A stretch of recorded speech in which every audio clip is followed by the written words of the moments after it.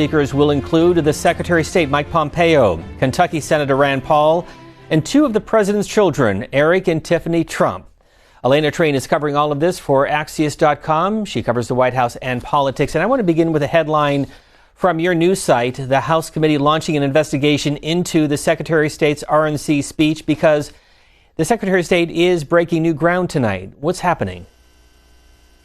He is. Secretary of State Mike Pompeo will be appearing via pre-tape.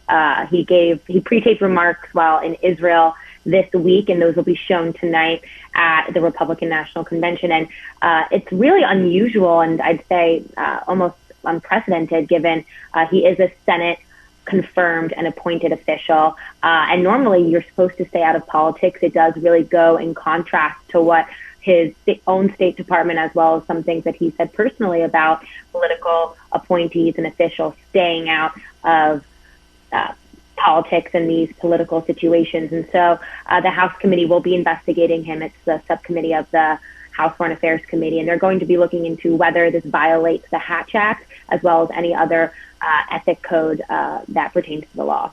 The State Department does say he is doing this as a private citizen, even though he's a public official, adding that there's no State Department personnel being used for the speech tonight. But if you could very quickly explain the Hatch Act and why that comes into play, not only for the Secretary of State, but also the use of the White House for many of the events tonight and this week. So the Hatch Act, it doesn't apply to the president, which I will point out first off. We know that President Trump will be speaking, giving his acceptance speech of the nomination on Thursday from the White House grounds. Still controversial, but not in violation of the Hatch Act, given it doesn't apply to the president. But for people like Mike Pompeo, the Secretary of State, and other political figures, you're not supposed to be involved in a political nature or doing things from a political campaign perspective when you're holding public office. I will say that the Hatch Act hasn't been very heavily enforced throughout the Trump administration. A lot of people have criticized other officials like, Kellyanne Conway. She has just left the White House, but when she was still in the Trump administration, a lot of people criticized her and questioned whether some of her remarks and her appearances were crossing the line into a political nature. And so that's the big focus here with what's happening with Secretary Pompeo. And I think that we'll see and hear a lot more of this in the weeks ahead, especially now that the House is investigating this. Let's turn to the First Lady, a little history. Back in 1912, the First Lady to attend a political convention, that of course was Nellie Taft, but the First Lady to speak at a convention, you have to go back to 1940, Eleanor Roosevelt. It was another 32 years later when Pat Nixon spoke in 1972 on behalf of her husband, and since then, Nancy Reagan in 1984, Barbara Bush in 1992, Hillary Clinton in 1996, and Michelle Obama, both when he was running for president in 2008, she also spoke in 2012 and in 2016. What tonight will we hear from Melania Trump? So the First Lady will be delivering remarks within the Rose Garden tonight.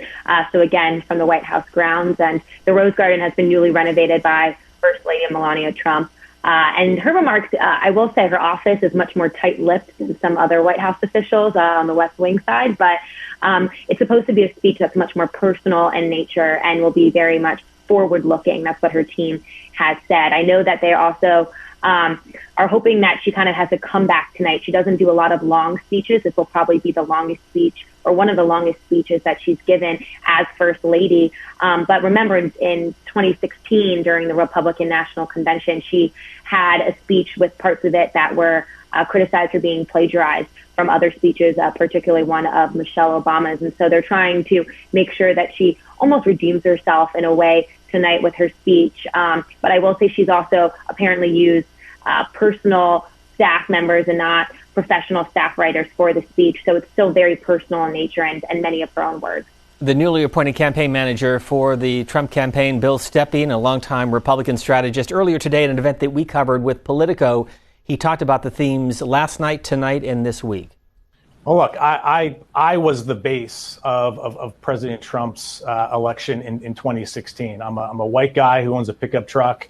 I like college football and I drink beer, right? I was the base of the election in 2016. This time around, this week, last night, tonight, and the remaining days of the convention, you're going to see the expanded base of support for the president. You saw it last night with Tim Scott. The president has grown this party. The president has grown his coalition over the years, and he's proud to highlight these great American stories. He heard a lot of anger and despair and darkness last week. You're hearing a different tone this week. And yet we heard from Republican Tom Davis last night, Elena Train, that the speeches last night were aimed at the base and not at broadening the party or the swing vote. That's exactly right, Steve. I think if you looked at the messaging and the speakers, really, classic, very pro-Trump speakers, of course, his son, Donald Trump Jr., one of his best surrogates on the trail, as well as his girlfriend and someone who works for Trump Victory, Kimberly Guilfoyle. They delivered very harsh critiques of Joe Biden and Democrats. And I will argue, many times a bleak picture of the divisiveness between the parties and what could happen to America under Democratic leadership, at least in their own words. I do think tonight they will try to strive for a more positive tone. There was a lot of hand-wringing from Republicans last week, just like Stepien had mentioned, about the pessimistic nature of the convention. I know their goal tonight and throughout the rest of the week is to paint this optimistic future of what America could look like under a second term under President Trump.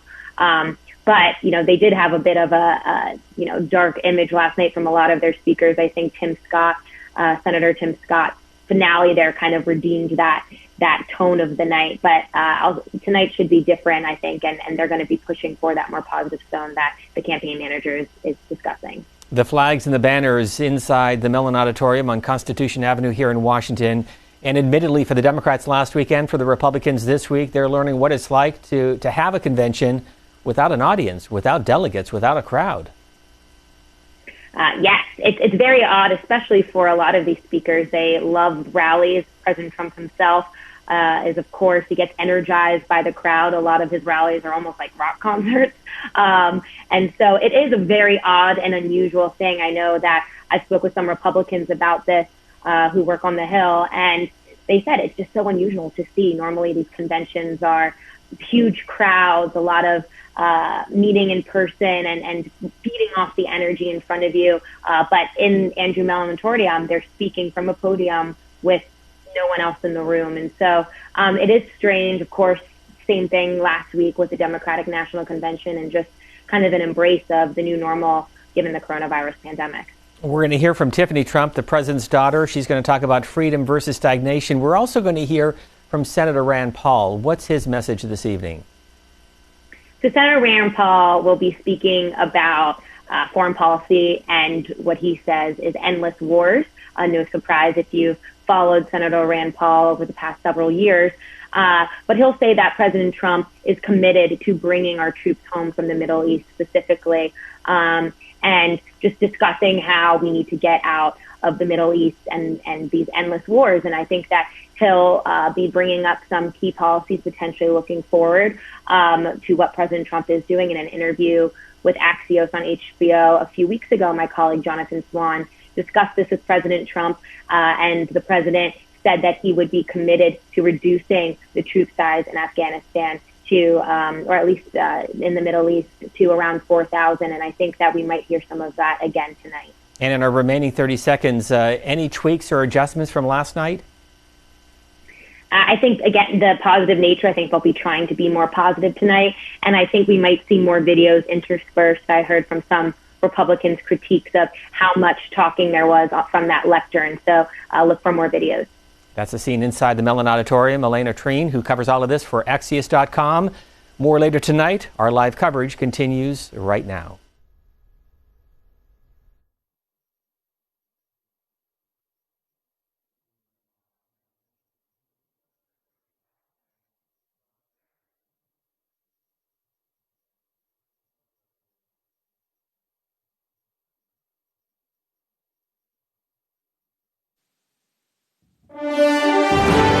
We hold these truths to be self-evident, that all men are created equal, that they are endowed by their Creator with certain unalienable rights, that among these are life, liberty, and the pursuit of happiness.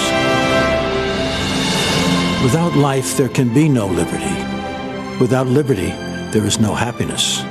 Without equality, there is no opportunity. America has strived since its founding to promote equality under the law, to correct injustices, and to ensure opportunity for all. It is a work in progress, not always perfect. Some look at American opportunity and see only problems. They want equal outcome, not equal opportunities. They criticize without solutions, demand wealth without work. Their ways are historical failures evidenced by tyranny and poverty, a prevailing darkness in every country it has been tried. The American dream, inspired by American opportunity, is the engine of entrepreneurship. Oh, it's beautiful, Mike. The inspiration to the greatest inventions, the highest achievements, and establishing a quality of life second to none, providing jobs, creating futures, fulfilling dreams. In America, opportunity preserves individual freedom. It leads to exceptionalism. It's a bright, shining light, an example for all to see.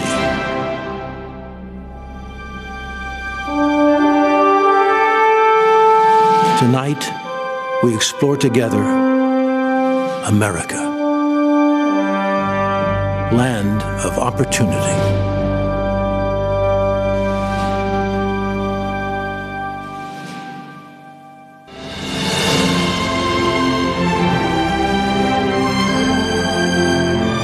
From Washington, D.C., welcome to the 2020 Republican National Convention. Tonight, celebrating America as the land of opportunity.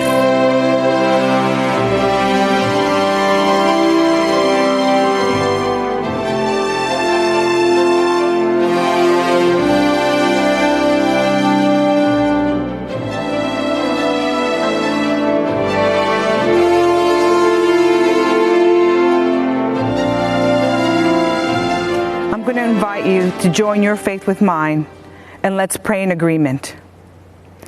Lord, we come before you to ask for your spirit of peace to come over hurting communities in Wisconsin tonight. We pray for healing and comfort to Jacob Blake and his family. We pray for your protection over those who put their lives in harm's way to bring safety and security to our streets. We pray that the truth and justice will be at the heart of all decisions that are made by our leaders, and that we as a people will seek reconciliation with you as we do the same with each other. Thank you, Lord, for your goodness over our lives, for your blessing over our nation, for your guiding hand over every person that calls the United States of America their home. Lord, we thank you for all that have gone before us and have sowed seeds of sacrifice for our freedom, for our prosperity, and for our peace. Those that gave their lives so that we could live and achieve the American dream. Your word declares in 2 Corinthians, where the Spirit of the Lord is, there is freedom. This country was founded by the people for their God. Liberty, freedom, equality, it's what we want in our country. Lord, we invite you into our homes, into our lives. Give us revelation that will overthrow any enemies that stand against us so that we will be victorious in this next season. We need you. Let your kingdom come. Let your will be done on earth as it is in heaven. We surrender to your plans and purpose for our lives. We ask, bring heaven down to earth over every person here and all those watching today. As we move into this next chapter in our journey to greatness, we ask for your presence to be with us. Lead us, Lord. Give us strategies from heaven. I decree the words of Isaiah 11:2 over our president, vice president, and all government authorities from every state in our nation. May the Spirit of the Lord rest on him, the spirit of wisdom and understanding, the spirit of counsel and might, the spirit of knowledge and the fear of the Lord. I release a blessing over every person and every home. Lord, release health, healing, peace, strength, and courage. Let us stand together in unity as we embrace another chapter on our journey to greatness. I decree and declare, America, the best is yet to come. And I ask all this in the name of Jesus. Amen. I pledge allegiance to the flag of the United States of America and to the republic for which it stands, one nation, under God, indivisible, with liberty and justice for all.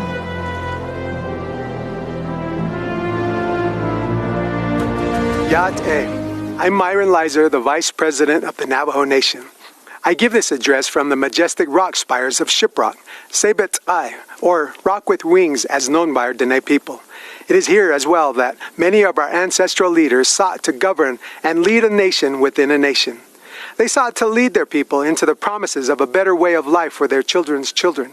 It is also where they have not been as successful as the rest of America. Our First Nations people, the host people of the land, we are still here. Our Creator placed us here and knew for such a time as this, we would have an opportunity for an appeal to heaven. You see, our people have never been invited into the American dream. We, for years, fought congressional battles with past congressmen and senators that were part of a broken system that ignored us. That is, until President Trump took office. President Trump delivered the largest financial funding package ever to Indian country. The $8 billion in CARES Act funding to Indian country was a great start in alleviating the devastating effects that the COVID-19 pandemic has inflicted on our Indian tribes. The Navajo Nation once led the nation in per capita positive cases because of the health disparities that previous administrations failed to improve. Whenever we meet with President Trump, he has always made it a priority to repair the relationship with our federal family.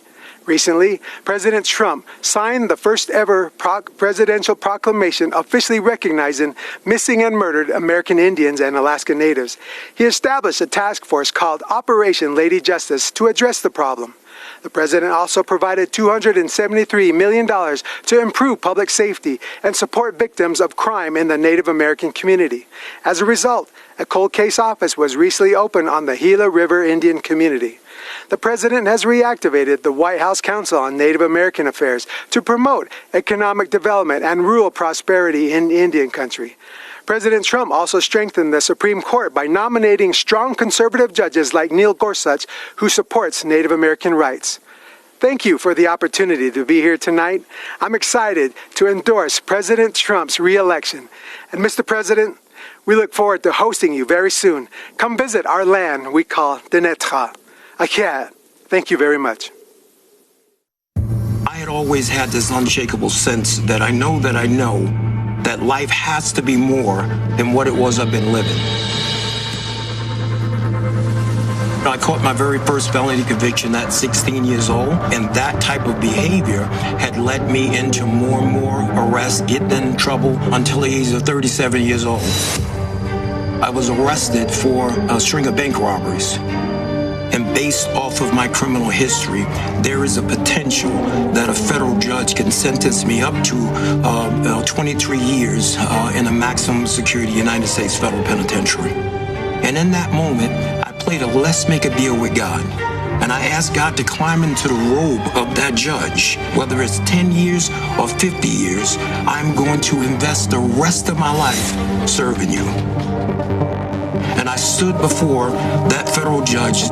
Judge Mahan took his glasses off, leaned back and said, I don't know why I'm going to do this. But he said, I'm not going to give you what you deserve.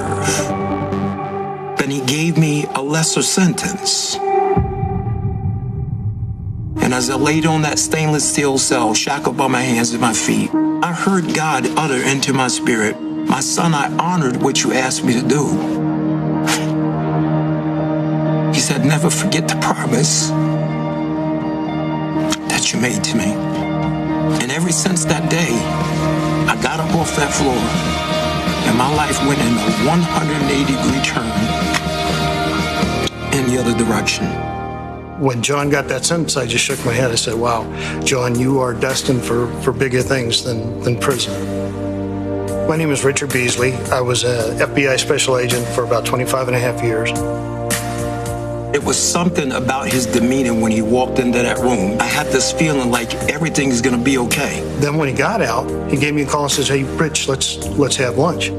So I met him at the McDonald's, and he's got a Bible with him. I've seen that before where guys have used a Bible as a prop. It took me about 30 seconds to understand that this was not a prop with John. He was a changed guy from the man that I arrested, several years before. When I saw the way that he treated me fairly, I saw the man behind the suit. I started thinking, man, if that worked for me with this law enforcement officer, how can I multiply that and get more law enforcement officers involved so that we can impact this on a larger scale?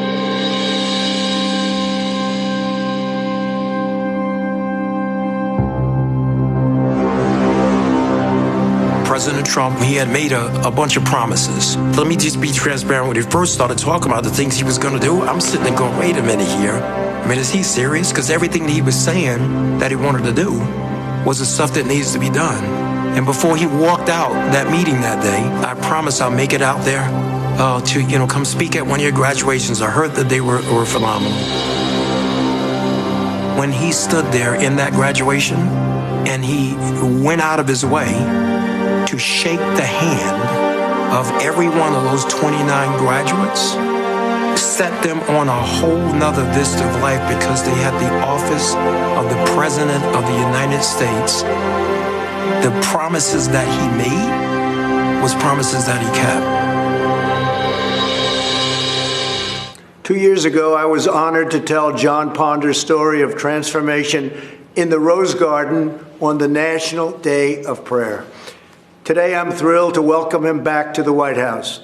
John's life is a beautiful testament to the power of redemption.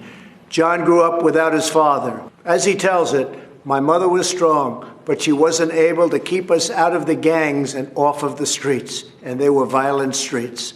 At the age of 38, he was arrested for bank robbery. While John was in prison, he began reading the Bible and listening to Christian radio. One day he heard Reverend Billy Graham on the radio proclaim, "Jesus wants to be Lord of your life." On that day, John dedicated his life to Christ. He spent the rest of his time in prison studying the Bible. When he was released, he heard a knock at his door. It was the officer who put him in jail, FBI Special Agent Richard Beasley, who said, "I want you to know that I've been praying for you." Now, Richard and John are best friends, and we are grateful that Richard is here with us today. In the last 10 years since John was released, he has created one of the most successful reentry programs, Hope for Prisoners in Las Vegas. I was glad to speak there earlier this year. As John says, Hope for Prisoners is a movement that began as a dream in a tiny prison cell and is now making a difference in the lives of thousands, truly bringing hope that there is an opportunity and a community that is waiting and willing to offer them a second chance. John, we honor your devotion to showing returning citizens that they are not forgotten. We believe that each person is made by God for a purpose. I will continue to give all Americans, including former inmates, the best chance to build a new life and achieve their own American dream, and a great American dream it is. Now I'd like to ask John and Richard to say a few words. I can't tell you how grateful I am to have the opportunity to speak here today. Not so long ago, my life was running from the police, fearing the police, and avoiding the police.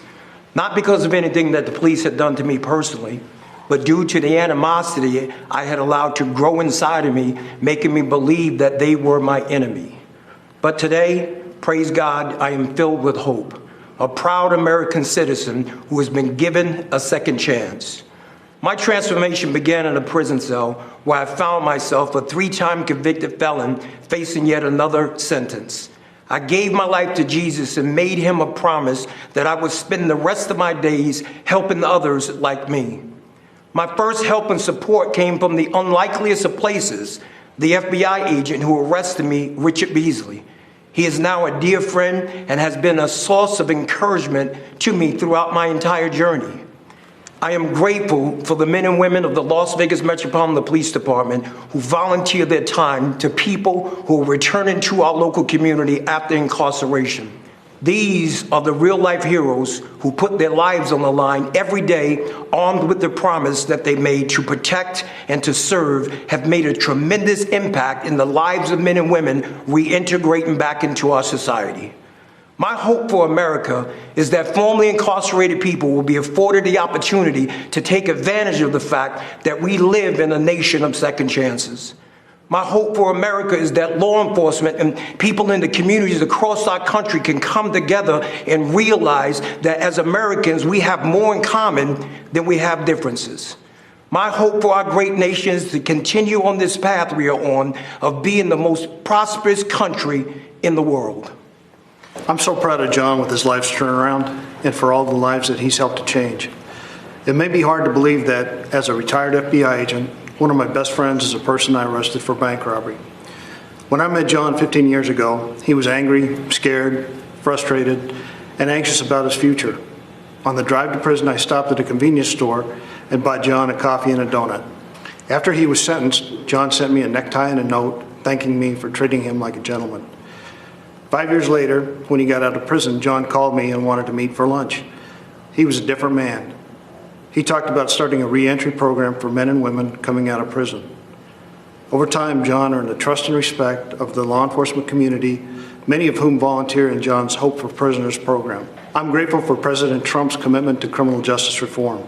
On February 20th of this year, he was the guest speaker at the Hope for Prisoners graduation. He stayed much longer than scheduled to hand out diplomas to the 29 men and women who graduated that day. What a sight. The most important man in the free world shaking hands and pledging his administration's support to ex-offenders. Their families were there, the community was there. What a great second chance. I also appreciate President Trump's support for law enforcement. I always felt like I had strong support as an FBI agent, but there's nothing worse than knowing you're being second-guessed when you're doing your job. In certain parts of our country right now, law enforcement doesn't feel like they have the support from their local leaders. They're being painted with a broad brush, unfairly, with calls for defunding. But as President Trump knows, the overwhelming percentage of law enforcement officers are good, smart people who are doing their jobs very well. And they can change the world working with people like John. Thank you. So now I'd like to invite John's wife, Jamie, to join us as I grant John, I'm not sure you know this, a full pardon. So I don't know if you know that, Jamie. Come on over here. It's just an honor. And you have done incredible work. Thank you, sir. And all of Las Vegas and all of Nevada and all of every place in this country is very proud of you, the job you've done, bringing people back. And you're right, I was supposed to be there for 5 minutes. I stayed for an hour and a half because it was so interesting to me. Congratulations to both. Thank you, sir. Thank you. Richard, thank you very much for the job you do. Thank you. Fantastic. Thank you. Thank you.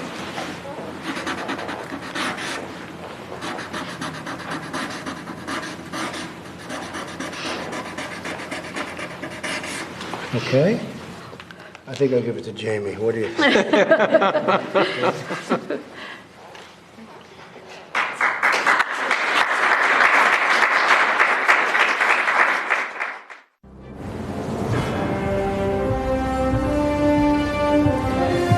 Good evening. I'm Senator Rand Paul from Kentucky. Donald Trump and I met many years ago before he was running for anything.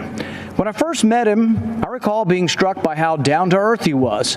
He seemed like just a normal guy. Okay, a normal guy with his own plane and helicopter, but who's counting?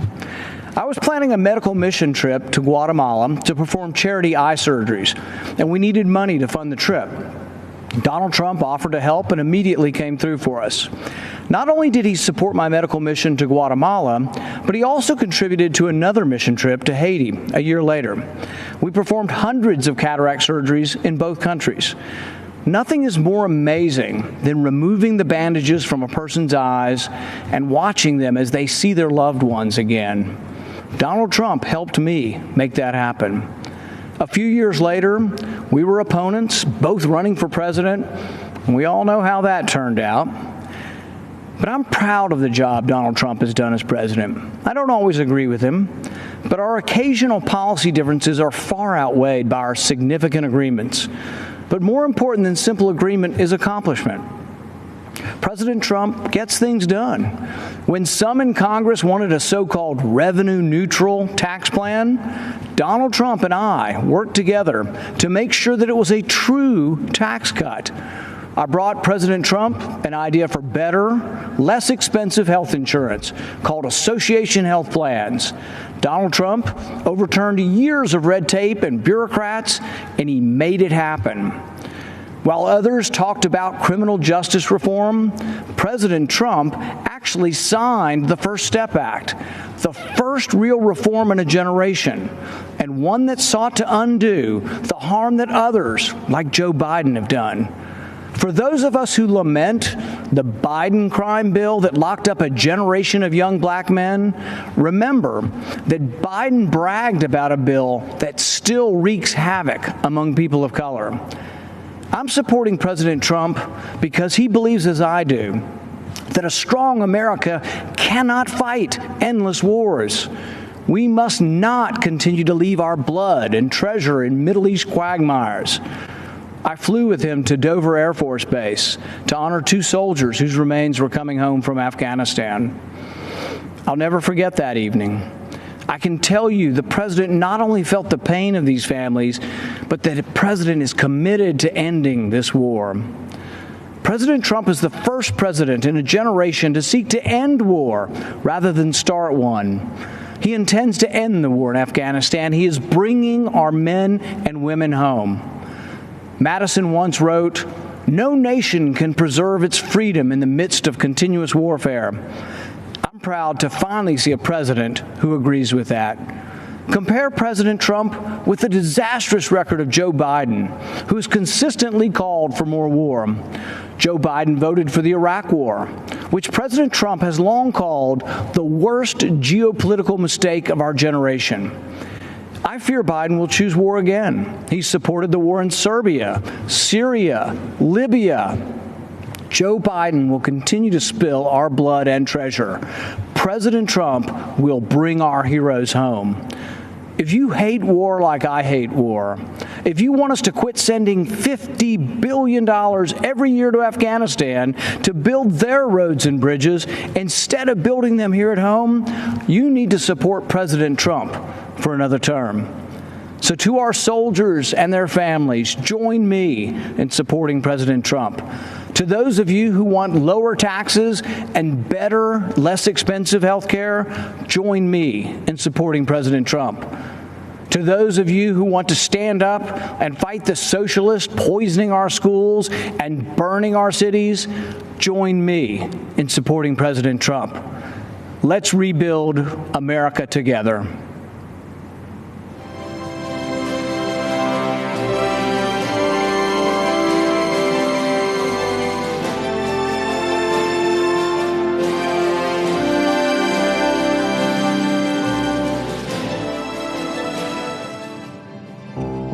I would call your everyday man, the forgotten man or woman, the people that wake up every morning, go to work, do their job, come home to their kids and families, and are faithful and consistent, the people that have built America.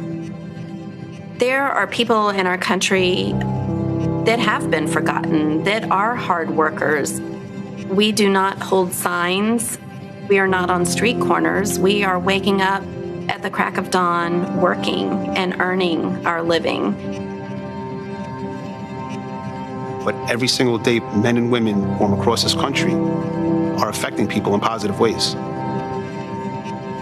Real people that work hard every day, and they just want to earn a good living and enjoy life.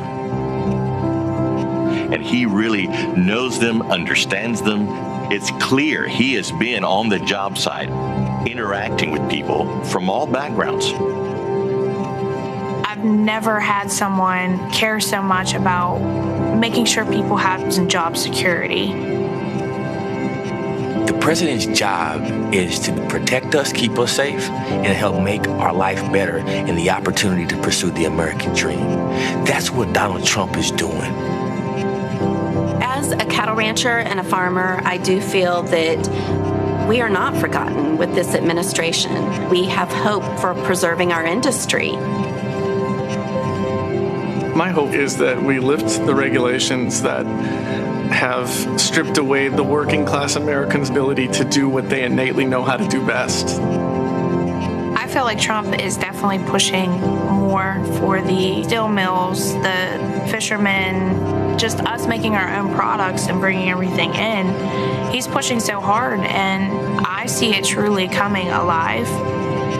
I do feel that President Trump has the interests of all those Americans tied together. I really do.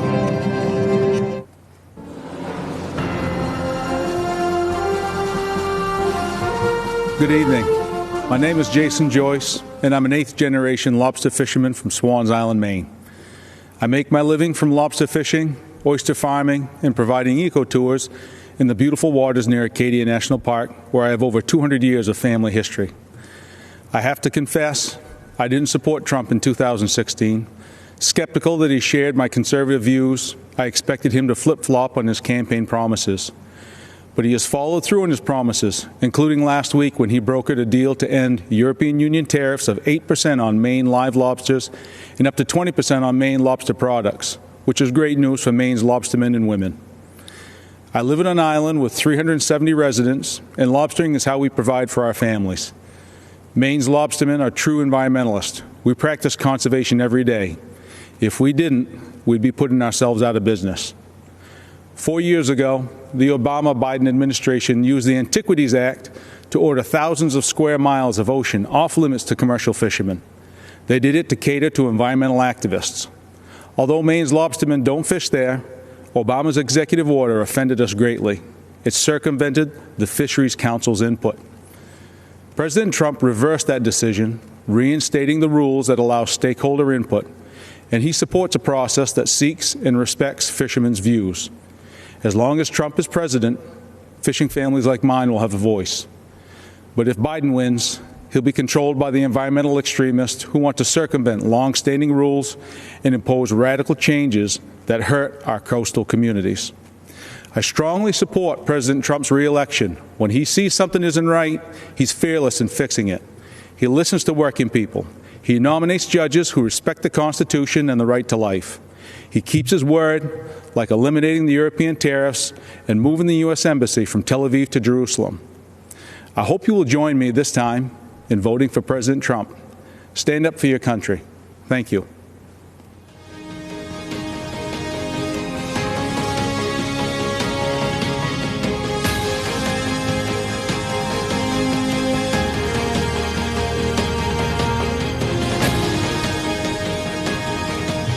Good evening. My name is Chris Peterson. My husband Gary, our family, and I milk 1,000 cows on a dairy farm in Grantsburg, Wisconsin, a small middle American town. Truth be told, until I married my cute farmer from Grantsburg a long time ago, I was a city slicker from Minneapolis, which is about 70 miles south of us. Donald Trump became president in the middle of the Great Depression for dairy farmers in Wisconsin. In 2016, prices were horrible, and longtime generational farms across the nation were going out of business. In 2017, our 120-year-old barn, which served as our milking center, caught fire and burned to the ground. Our cows were spared, but because they needed to be milked 3 times a day, farmers, friends, and complete strangers from all over northern Wisconsin helped haul them to other farms where they stayed until we could rebuild. By the end of 2018, we had a new state-of-the-art robotic milking facility that allows our cows to milk themselves 3 times a day. At about the same time, President Trump's economic boom began helping dairy farmers across the nation. As a businessman, President Trump understands that farming is a complicated, capital-intensive, and risky business. More than any president in my lifetime, he has acknowledged the importance of farmers and agriculture. That support and focus on negotiating new trade deals gave us the confidence to rebuild our barn and dairy operation. Business was booming again, and business boomed right until the COVID-19 shutdown in March. Many people probably don't realize that our country is one of the few in the world that produces nearly all of its own food. Fewer still understand how close our food production and distribution system came to collapsing this past spring. But President Trump understood and again took steps to provide the supports we needed. President Trump took the necessary action knowing that agriculture is our backbone and strength, critical to our national security. Our entire economy and dairy farming are once again roaring back. One person deserves the credit and our vote: President Donald J. Trump.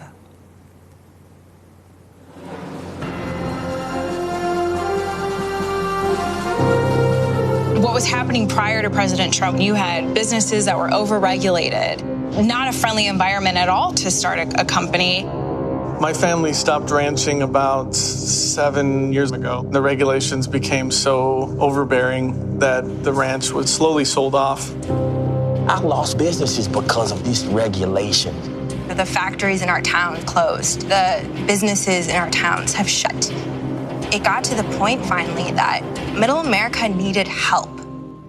President Trump came in and was able to shed light on an area that had been so long left behind. Tax Cuts and Jobs Act was huge, especially for a community like ours that has a lot of small businesses, manufacturing, deregulation, fair trade, real life policy changes that affected real Americans. An amazing opportunity to get ahead, to have our businesses, to have our children educated, of school choice. That is something that's huge for parents right now, especially Black moms whose kids are trapped in failing school districts. Before COVID hit, Black unemployment rate was at the lowest ever. I've seen the numbers of employees go up, and they're earning a lot more for their family than what they had previously. What this administration has done, simplifying the government, it's really cut the handcuffs off of America again and allowed us to grow and move forward in a way that I have never seen in my lifetime. When you pull regulation and allow small companies to go out there and be able to play in the game, that is the American dream. People feel that they can support and have a family, and it can build and make us stronger as Americans. What could be taken away if he doesn't win again? Joe Biden said the first thing he's going to do is increase taxes on everyone. Over-regulating and making it where a small business can't grow, that's taking away the American dream.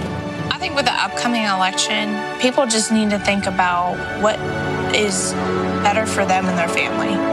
The president's job is to be the CEO of our country, and he's doing his job. He has improved jobs, he's improved health, he's improved wages, he's cut taxes. I could go on for an hour and a half. The plan was working. Everybody had a job, making money, spending money, boom, bada bang, boop, we good. My kids are going to look up to me and say, you are the best mom for working, raising us. It's just tremendous what I could do, I guess. This is somebody who loves his country. He's truly fighting for the American people. Hello, folks. You know me from TV and radio. I'm Larry Kudlow. Years ago, I worked for Ronald Reagan. More recently, I helped the team craft Donald Trump's economic plan during the campaign. It was a roaring success. Inheriting a stagnant economy on the front end of recession, the program of tax cuts, historic rollback of onerous regulations that crippled small business, unleashing energy to become the world's #1 producer, and free, fair, and reciprocal trade deals to bolster manufacturing, agriculture, technology, and other sectors. The economy was rebuilt in 3 years. Unemployment fell to the lowest rate of 3.5%. Blue collars, African Americans, Hispanics, women, all groups benefited enormously. Everyone was better off. A rising tide lifted all boats. Then came a once-in-100-year pandemic. It was awful. Health and economic impacts were tragic. Hardship and heartbreak were everywhere. But presidential leadership came swiftly and effectively with an extraordinary rescue for health and safety to successfully fight the COVID virus.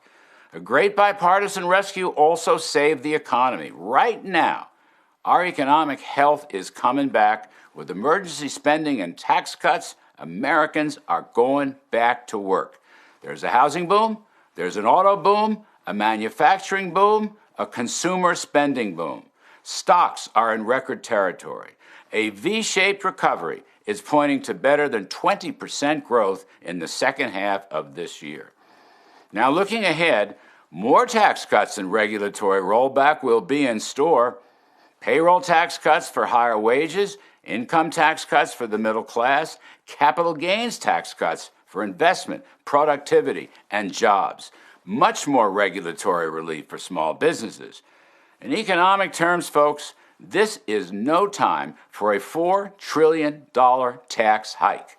Coming out of the deep pandemic, who in their right mind would pick the pockets of taxpayers and drain money from their wallets and purses? Look, our economic choice is very clear. Do you want economic health, prosperity, opportunity, and optimism? Or do you want to turn back to the dark days of stagnation, recession, and pessimism? I believe there can't be better economic policies than we've had in recent years. So I say, stay with them. Thank you.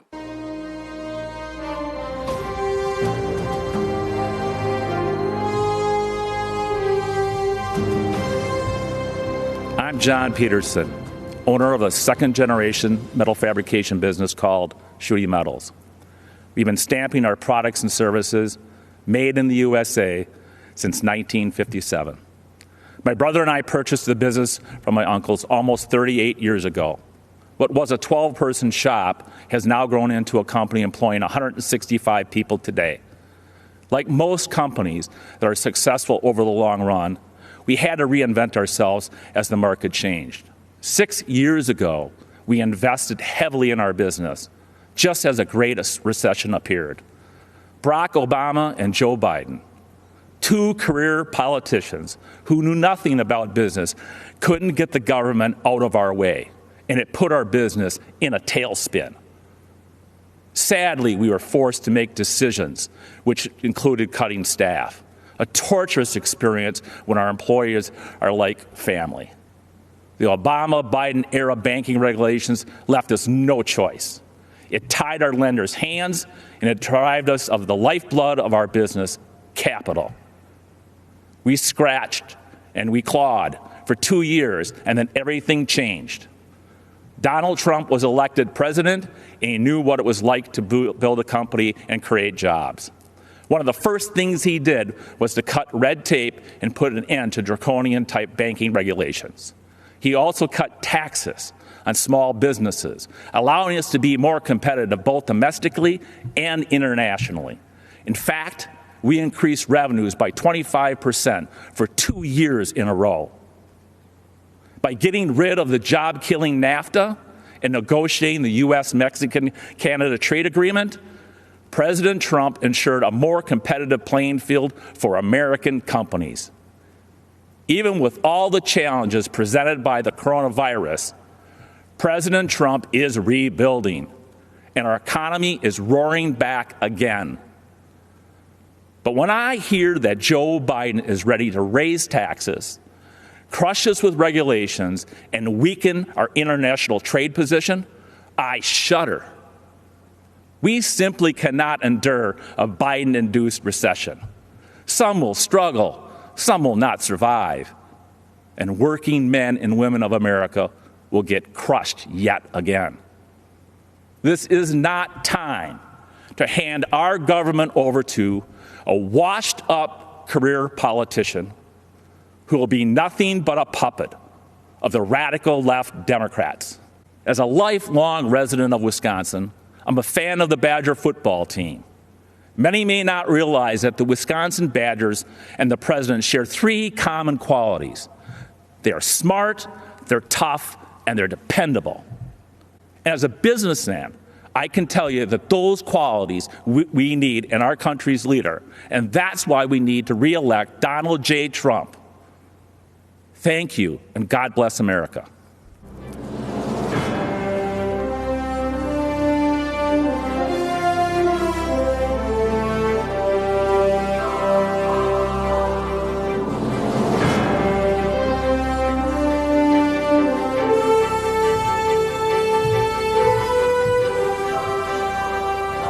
Good evening. I'm Sissy Graham Lynch, and I'm honored to speak to you tonight about something that is so important to all of us, our faith. As Americans, we know the first line of the First Amendment protects our freedom of religion. But what we often forget, the actual words are free exercise of religion. That means living out our faith in our daily lives, in our schools, in our jobs, and yes, even in the public square. Our founders did not envision a quiet, hidden faith. They fought to ensure that the voices of faith were always welcomed, not silenced, not bullied. But during the Obama-Biden administration, these freedoms were under attack. Democrats tried to make faith organizations pay for abortion-inducing drugs. Democrats tried to force adoption agencies to violate their deeply held beliefs. Democrats pressured schools to allow boys to compete in girls' sports and use girls' locker rooms. Those are the facts. But then, we, the people, elected Donald Trump. People of faith suddenly had a fierce advocate in the White House. He appointed judges who respect the First Amendment. He supported religious beliefs in court.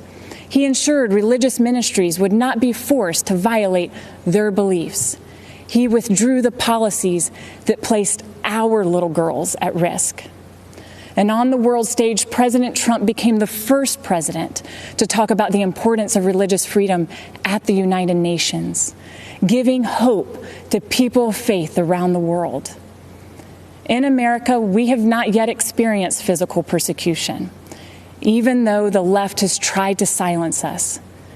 Even during the pandemic, we saw how quickly life can change. Some Democratic leaders tried to ban church services, while marijuana shops and abortion clinics were declared essential. But you know what truly is essential? Our right to worship freely and live our faith in every aspect of life. The Biden-Harris vision for America leaves no room for people of faith. Whether you're a baker, a florist, or a football coach, they will force the choice between being obedient to God or to Caesar, because the radical left's God is government power. So in the words of my grandfather, Billy Graham, let us stand for political freedom, moral freedom, religious freedom, and the rights of all Americans. And let's never give in to those who would attempt to take it from us. Tonight, I'm proudly standing in that public square, and I hope and pray you will join me in voting to re-elect President Trump. I am Bob Vasilevich, Mayor of Eveleth, a small town in the Iron Range of Minnesota. My father and grandfather earned their livings mining the raw materials that made the steel that built America. This election is a make or break for workers who are carrying on the legacy of men like them. Since the Iron Range economy is vulnerable to economic trends and to foreign trade, we have always needed a strong voice in Washington. We looked to Democrats to fill that void for many years because we actually thought they cared about our welfare. Not anymore. The radical environmental movement has dragged the Democratic Party so far to the left they can no longer claim to be advocates of the working man. This is hard for me to say because I am a lifelong Democrat. But for far too long, members of both parties allowed our country to be ripped off by our trading partners, especially China, who dumped steel into our markets and slapped tariffs on our products. And what did so-called leaders like Joe Biden do? Nothing. The human cost has been devastating. We lost thousands of jobs. We lost a generation of young people who had to leave the Iron Range to find a livelihood. And worst of all, we lost hope. Then something unexpected happened. A straight-talking New Yorker burst onto the scene, promising to stand up to China and the rest of the world on behalf of the American worker. 4 years later, the Iron Range is roaring back to life, and we have one man to thank, President Donald Trump. He made good on his promises by cutting our taxes, rolling back senseless regulations, and delivering trade deals that put America's interests first. But the fight is not over. Joe Biden has allowed radicals like AOC to craft his environmental policies. Their so-called Green New Deal is a job-killing disgrace dreamt up by people who don't live in the real world. But Biden is too weak, too scared, and too sleepy to stand up to the radical left. He has been doing nothing in Washington for 47 years. Why would year 48 be any different? President Trump won't back down to anybody. He delivered the best economy in our history, and he will do it again for all of us. The Iron Range's economic future and survival is at stake, and so is America's. We know we can count on President Trump to fight for us and win. Let's make sure he wins on November 3rd. God bless America.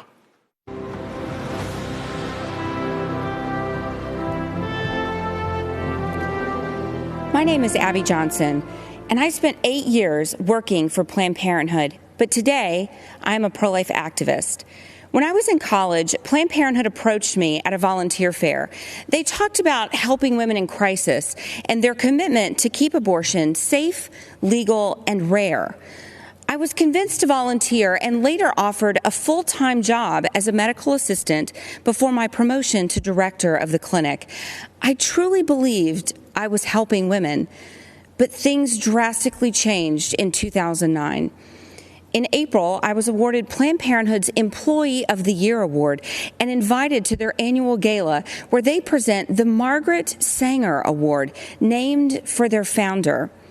Now, Margaret Sanger was a racist who believed in eugenics. Her goal when founding Planned Parenthood was to eradicate the minority population.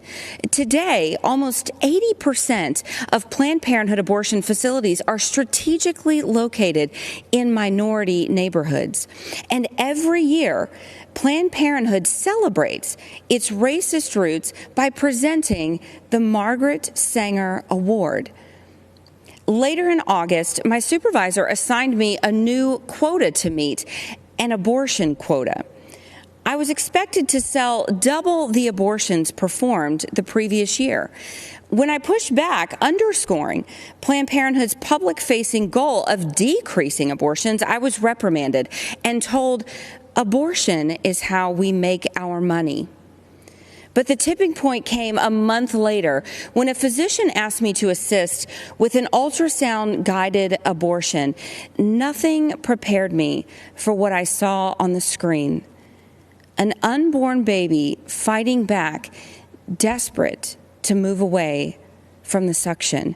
And I'll never forget what the doctor said next. "Beam me up, Scotty."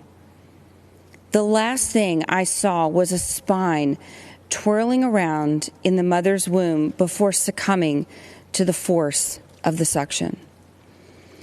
On October 6th, I left the clinic, looking back only to remember why I now advocate so passionately for life. I founded and currently run And Then There Were None, a nonprofit organization that's helped nearly 600 abortion workers transition out of the industry. For most people who consider themselves pro-life, abortion is abstract. They can't even conceive of the barbarity. They don't know about the products of conception room and abortion clinics where infant corpses are pieced back together to ensure nothing remains in the mother's wombs, or that we joked and called it the pieces of children room. You see, for me, abortion is real. I know what it sounds like. I know what abortion smells like. Did you know abortion even had a smell? I've been the perpetrator to these babies, to these women. And I now support President Trump because he has done more for the unborn than any other president. During his first month in office, he banned federal funds for global health groups that promote abortion. That same year, he overturned an Obama-Biden rule that allowed government subsidy of abortion. He appointed a record number of pro-life judges, including 2 Supreme Court justices. And importantly, he announced a new rule protecting the rights of healthcare workers objecting to abortion, many of whom I work with every day. Life is a core tenet of who we are as Americans. And this election is a choice between two radical anti-life activists and the most pro-life president we have ever had. That's something that should compel you to action. Go door to door, make calls, talk to your neighbors and friends, and vote on November 3rd. Take action that reelects our president, and do it with our very most vulnerable Americans in mind, the ones who haven't been born yet.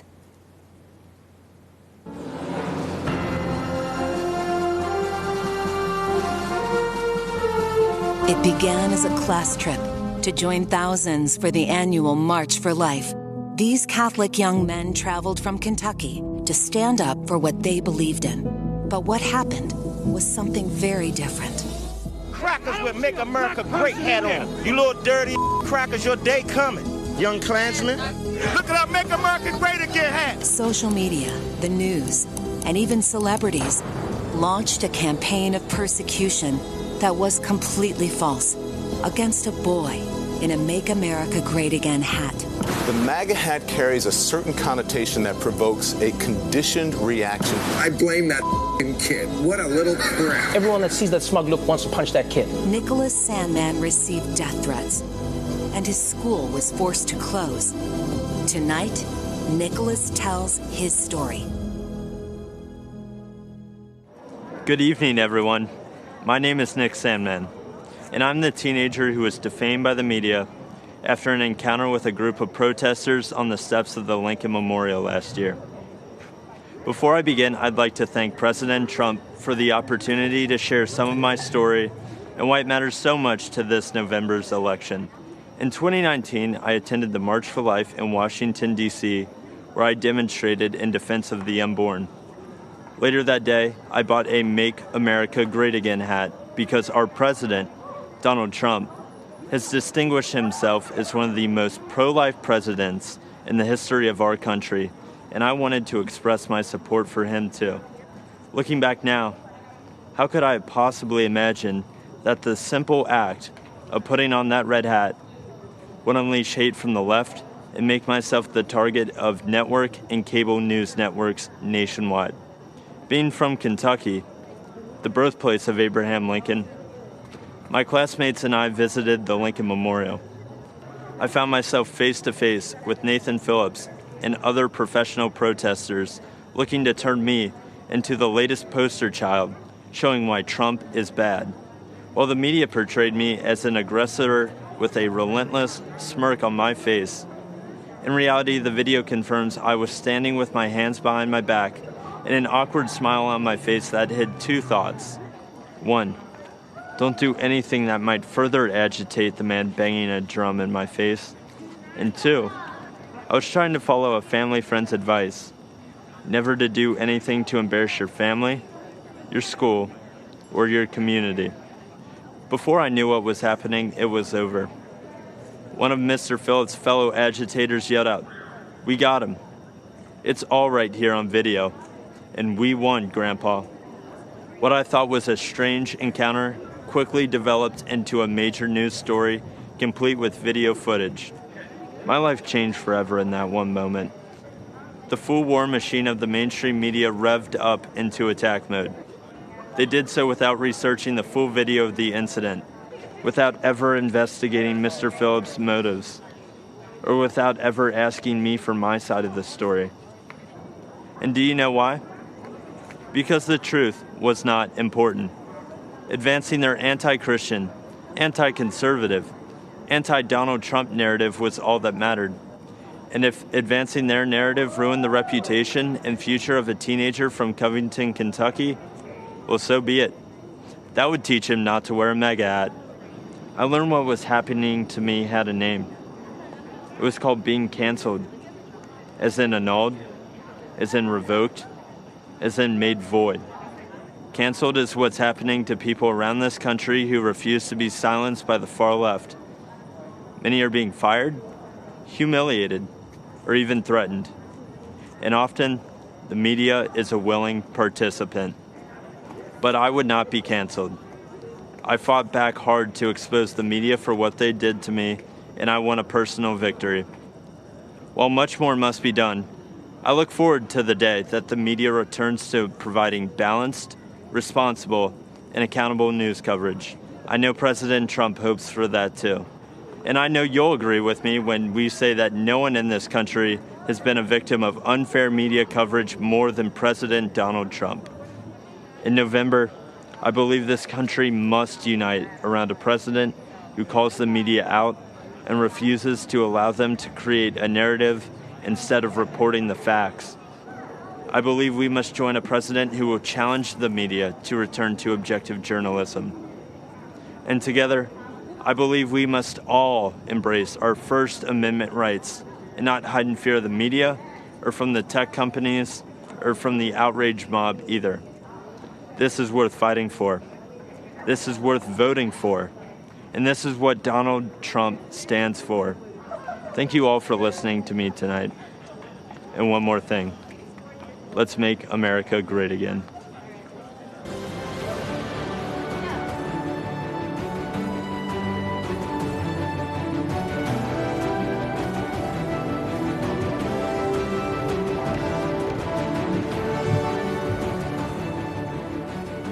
I'm Pam Bondi. Our party's theme tonight is America, the Land of Opportunity. And listening to the stories of discoveries and deliverance, you can't help but be proud to call this country home. But for Joe Biden, it's been the land of opportunism, not opportunity. As a career prosecutor and former Attorney General of Florida, I fought corruption, and I know what it looks like, whether it's done by people wearing pinstripe suits or orange jumpsuits. At the Democrats' convention, we were told to look at Joe Biden as the model of integrity. But when you look at his 47-year career in politics, the people who benefited are his family members, not the American people. Let's take a closer look. We all know about Joe's son, Hunter Biden. A corrupt Ukrainian oligarch put Hunter on the board of his gas company, even though he had no experience in Ukraine or in the energy sector. None. Yet he was paid millions to do nothing. He only had one qualification that mattered. He was the son of the man in charge of distributing U.S. aid to Ukraine. And recently reported information revealed that a few months after Hunter Biden joined that corrupt company's board, the Obama-Biden State Department began doing business with them, even when it remained under investigation for corruption. And it gets worse. That very same company was being investigated by a Ukrainian prosecutor. Joe Biden, the Vice President of the United States, threatened to withhold aid to Ukraine unless that same prosecutor was fired. And then he was fired. Hunter only resigned from that board just before his dad announced his campaign for president. Now let's talk about China. Fact. Joe Biden flew to China on Air Force Two with Hunter along for the ride. They said he was just there as a family member, but we know that's untrue. In Beijing, Hunter didn't just go sightseeing. He had meetings with his Chinese bank partners. Hunter even arranged for his dad to meet with one of the partners. 10 days later, those Chinese communist bankers approved millions to go to Hunter's firm. And those bankers work for the Chinese Communist Party, which oppresses their people, cheated American workers for decades, and covered up a deadly virus. To this day, Hunter controls a 10% stake in that firm. And Joe Biden's done more than look the other way on China. He said, "The Chinese aren't our competition. Come on, man, they're not bad folks." Come on, Joe. Talk to the folks in Middle America who lost countless jobs to China while your son was getting rich with them. But there's more. Fact. There have been numerous press reports that have shown other close Biden family members benefited from Joe's 47-year political career. Joe Biden was point person on Iraq. The president of a construction firm met with Biden's team in the White House, and then who did they hire to build thousands of houses in Iraq? Joe Biden's close family member, who, you guessed it, had no experience in the industry and no experience in Iraq. A company official bragged that it helps to have a family member, the vice president, as partner. The family member put it more bluntly by saying, there's a line of 747s filled with cash ready to invest. Now let's follow the money down south. Again, as reported in the press, yet another close family member of Joe's set his sights on Costa Rica and Jamaica, where millions of dollars flowed from the Obama-Biden administration in taxpayer-backed loans to projects linked to, yes, that same family member. These aren't isolated incidents. It is a deliberate pattern of conduct. And that's just what he did as vice president. Imagine what he'd do as president. How many American families would be allowed to get away with this? Why should there be one standard for the elite political class and another set of rules for the rest of us? When millions of Americans voted for Donald Trump, they knew he'd be different, and he is. He's a tough, no-nonsense outsider who can't be bought or intimidated. He won't even take a paycheck from the American people. He donates his paycheck to charities across this country. Democrats have been lecturing America about integrity for 4 years, while their nominee has been writing the textbook on abuse of power for 40 years. If they want to make this election a choice between who's saving America and who's swindling America, bring it on. Joe says he'll build back better. Yeah, build the Bidens back better. Our president is in this to build a safer, better, and stronger America, and he will finish what he started to keep this a real land of opportunity for everyone. If you want to check your voting status, secure your ballot, or register to vote, text VOTE to 88022. Remember, the best is yet to come.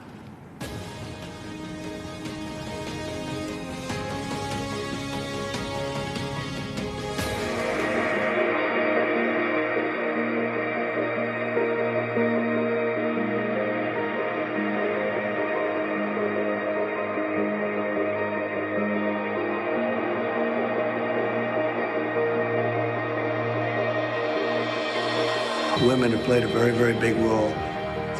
The level of genius is unbelievable, frankly. You're what? You've got 70, 80 years on this earth? What are you going to do with it? Are you going to make that difference? Are you going to say, I was there for the big battles in our country to save America?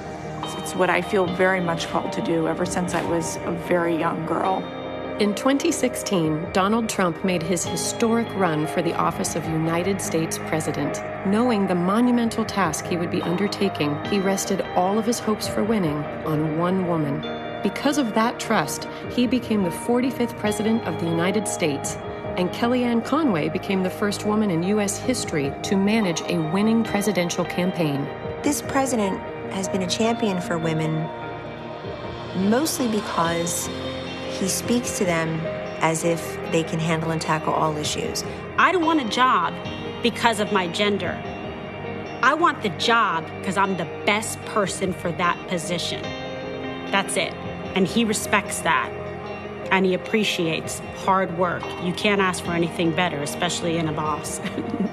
President Trump continues to place strong women into significant positions throughout his administration and campaign, far more than any other president in U.S. history.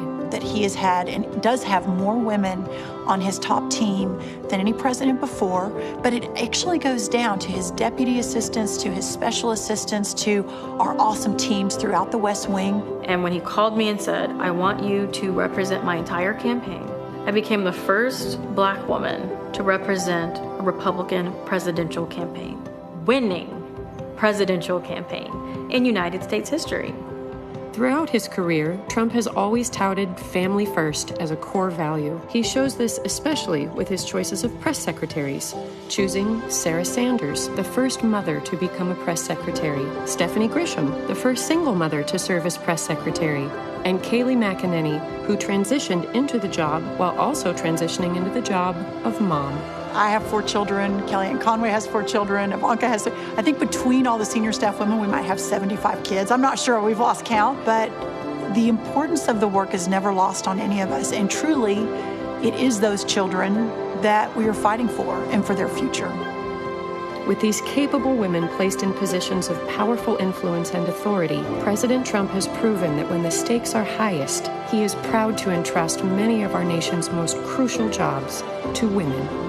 The number of dedicated, amazing, brilliant, relentless women that are dedicated to the country and to the president and to preserving the American dream is one of the greatest, if not the greatest things I'll ever be a part of.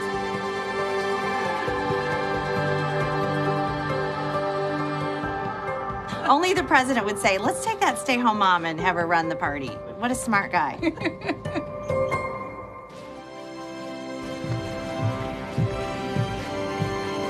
Good evening. I'm Tiffany Trump. Since speaking at the Republican Convention 4 years ago, so much has changed for the world, for our country, and for my family. Like so many students across the world, I graduated from law school during the pandemic. Our generation is unified in facing the future in uncertain times, and many of us are considering what kind of country we want to live in. As a recent graduate, I can relate to so many of you who might be looking for a job. My father built a thriving economy once, and believe me, he will do it again. This election, I urge each and every one of you to transcend political boundaries. This is a fight for freedom versus oppression, for opportunity versus stagnation, a fight to keep America true to America. I urge you to make judgment based on results and not rhetoric. If you believe in criminal justice reform, there is only one president that passed the First Step Act, giving people a second chance, a chance at a life once again. And if you believe in expanding quality and affordable health care, only President Trump, my father, signed the right to try into law, the Favored Nations Clause, and other actions to lower drug prices and keep Americans from getting ripped off. People must recognize that our thoughts, our opinions, and even the choice of who we are voting for may and are being manipulated and visibly coerced by the media and tech giants. If you tune into the media, you get one biased opinion or another, and what you share, if it does not fit into the narrative that they seek to promote, then it is either ignored or deemed a lie, regardless of the truth. This manipulation of what information we receive impedes our freedoms. Rather than allowing Americans the right to form our own beliefs, this misinformation system keeps people mentally enslaved to the ideas they deem correct. This has fostered unnecessary fear and divisiveness amongst us. Why are so many in media and technology, and even in our own government, so invested in promoting a biased and fabricated view? Ask yourselves, why are we prevented from seeing certain information? Why is one viewpoint promoted while others are hidden? The answer is control, because division and controversy breed profit. But what are the consequences when only one side of the story gets out, or when only one viewpoint is acceptable? For our education system, it meant sacrificing civil debate by creating an atmosphere where students with contrary opinions are too afraid to speak. Many students find themselves suppressing their beliefs to fit into what the acceptable groupthink is. In short, our nation suffers by inhibiting our diversity of thought and inclusion of ideas. Working together outside of our political comfort zones will accomplish so much more. Some cynical politicians do not seem to believe in the miracle of America? Well, I do. As Maximo Alvarez said so eloquently last night, if freedom is lost in this country, there is nowhere else to go. Having hope is not weakness, and believing in miracles is a gift from God. So tonight, I want to tell you the uncensored truth of what we believe in. We believe in equality of opportunity. We believe in freedom of thought and expression. Think what you want. Seek out the truth. Learn from those with different opinions, and then freely make your voice heard to the world. We believe in school choice because a child's zip code in America should not determine their future. We believe in freedom of religion for all faiths, and we believe in the American spirit, a country founded on ideas, not identity, a country where our differences are embraced, and the only country where the word dream has been attached to it. Because in America, your life is yours to chart. So if you're hearing these things and thinking to yourself, that is the kind of country that I want to live in, well, whether you realize it or not, you are a Trump supporter. I encourage you to see beyond the facade that so many other politicians employ. They mask themselves in disguises of decency as they try to pressure us to mask our own identities and beliefs. My father is the only person to challenge the establishment, the entrenched bureaucracy, big pharma, and media monopolies to ensure that Americans' constitutional freedoms are upheld and that justice and truth prevail. My father does not run away from challenges, even in the face of outright hatred, because fighting for America is something he will sacrifice anything for. He dreams big dreams for our country, and he is relentless at achieving them. You see, Make America Great Again is not a slogan for my father. It is what drives him to keep his promise of doing what is right for American citizens. The energy of change and opportunity is with us. God has blessed us with unstoppable spirit, his spirit, the American spirit. My dad has proven to be driven by that spirit. He has demonstrated his faith and his uncompromising heart and actions. My father has made me believe that America can truly be great again. If you care about living your life without restraints, about rebelling against those who would suppress your voice and building your American dream, then the choice in this election is clear. A vote for my father, Donald J. Trump, is a vote to uphold our American ideals. Be true to yourself and stay true to the dream of America. Thank you, and God bless you all.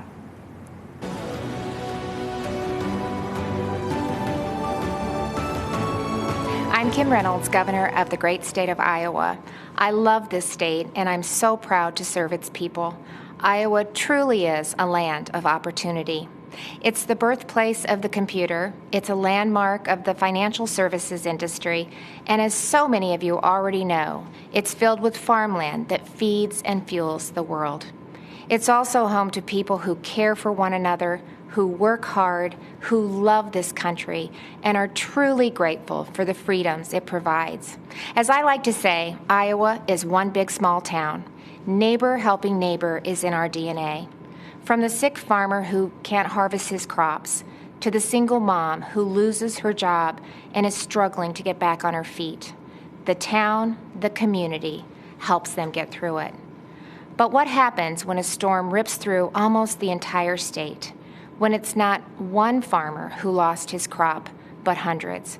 When it's not one neighbor who is without food, but thousands. That happened just 2 weeks ago. A storm called a derecho with hurricane-force winds of up to 140 miles per hour wiped out millions of acres of crops, left thousands without power. It destroyed homes, wrecked lives, and left devastation in its wake. It was the worst storm in our state's history. And Iowans did what you expect Iowans to do. They helped each other, they took care of each other, and they still are. But someone else had our back, our president. When the winds had finished raging and the cleanup had only begun, he showed up. Now, you might not know that because the national media didn't report it, but the Trump administration was here in full force. The day after the storm, the president called to assure me that we had the full backing of the federal government. And later that week, Vice President Pence came to Iowa to again assure us that the president and his administration were behind us. With the help of the Trump administration, we quickly received a major disaster declaration that will help Iowans get back on their feet. The president, he cut through the bureaucracy to do what needed to be done and to do it quickly. But that's not the first time President Trump showed Iowans that we can rely on him.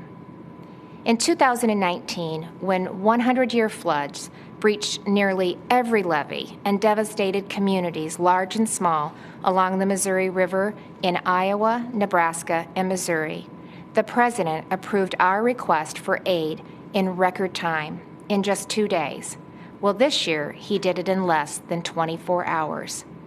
So whether it's providing needed relief to farmers who were the target of China's unfair trade practices, hammering out new free and fair trade deals, or fighting for workers and small businesses who were hit hard by COVID-19, we have a president and a vice president who get things done. And because of President Trump and his leadership, our country is able to bounce back from setbacks and see opportunity grow and thrive. This is an administration of action and outcomes. They are delivering every day on their promise to make America great again. And that's exactly why we need to re-elect President Donald J. Trump in November. Thank you, and may God bless the United States of America. America, the land of opportunity, a country where your own resolution to succeed is more important than any other. Abraham Lincoln's words from 165 years ago still resonate today because of who we are and because of what we are. A country where a boy born into poverty in a log cabin, raised right here on the frontier of Indiana, could educate himself, become a lawyer, become a president of the United States who would preserve the Union, abolish slavery, and save the nation. As a fellow Hoosier, visiting Lincoln's boyhood home has always been a treasured experience for me and my family. It's a place that made Lincoln. It shaped Lincoln and defined the man that Lincoln would become. America is the land of opportunity. As President Donald Trump declared at Mount Rushmore, in America you can do anything. You can be anything. And together, we can achieve anything. Every day, President Donald Trump is fighting to protect the promise of American liberty. Every day, our president's been fighting to expand the reach of the American dream. And on every single day, without fail, President Donald Trump has been fighting for you. So tonight, I'd like to introduce you to a few remarkable Americans who represent that solemn pledge, who embody our president's unbreakable devotion to ensuring that America is a land of unlimited opportunity for all. Jack is an 8-year-old from Wisconsin who was struggling academically and socially in school. But Jack's mom, Sarah, who works 3 jobs to support her son, applied for Wisconsin's school choice voucher program. We're glad that we were able to get the school choice voucher to go to that school. With Jack, he would have slipped through the cracks in public schools, and having the option to go to a school that fits him has been a real game changer for us. And I know that because of that opportunity that he's going to succeed and he's going to achieve that goal of being an apparatus engineer, if that's what he chooses to stick with. Laura McClin is a mother of another inspiring boy, Jordan. Jordan has Duchenne muscular dystrophy, a fatal muscle weakening disorder. Jordan was at my side in Indiana when, as governor, I signed a law allowing terminally ill patients to access experimental drugs not yet approved by the FDA. In 2018, President Trump signed the landmark federal Right to Try bill into law. Thanks to the president's leadership, critically ill patients have the right to access life-saving experimental treatments. We started fighting for Right to Try, which basically says if you have a terminal illness and there's a drug that exists and you don't qualify for the clinical trial, there's no other way to receive it. This is a unique pathway that allows you to have access. You made us a promise back in Indiana that you would do whatever it took to help Jordan, and we're so grateful that you joined us on this journey and stuck it out until it became law so that other people could access treatments. So, Jordan, if President Trump was standing right there, what would you say to him today about Right to Try? Thank you for being a hero to everybody in the country. Judge Cheryl Allen made history in 2007 when she became the first African-American woman to be elected to serve on the Pennsylvania Superior Court. It's because of leaders like Judge Allen that our nation has overcome our greatest challenges. In this time of racial division in the country, do you see faith and values and the strong stand that President Trump has taken for equality of opportunity as a pathway toward bringing the country together? As a senior citizen, I'll leave it at that.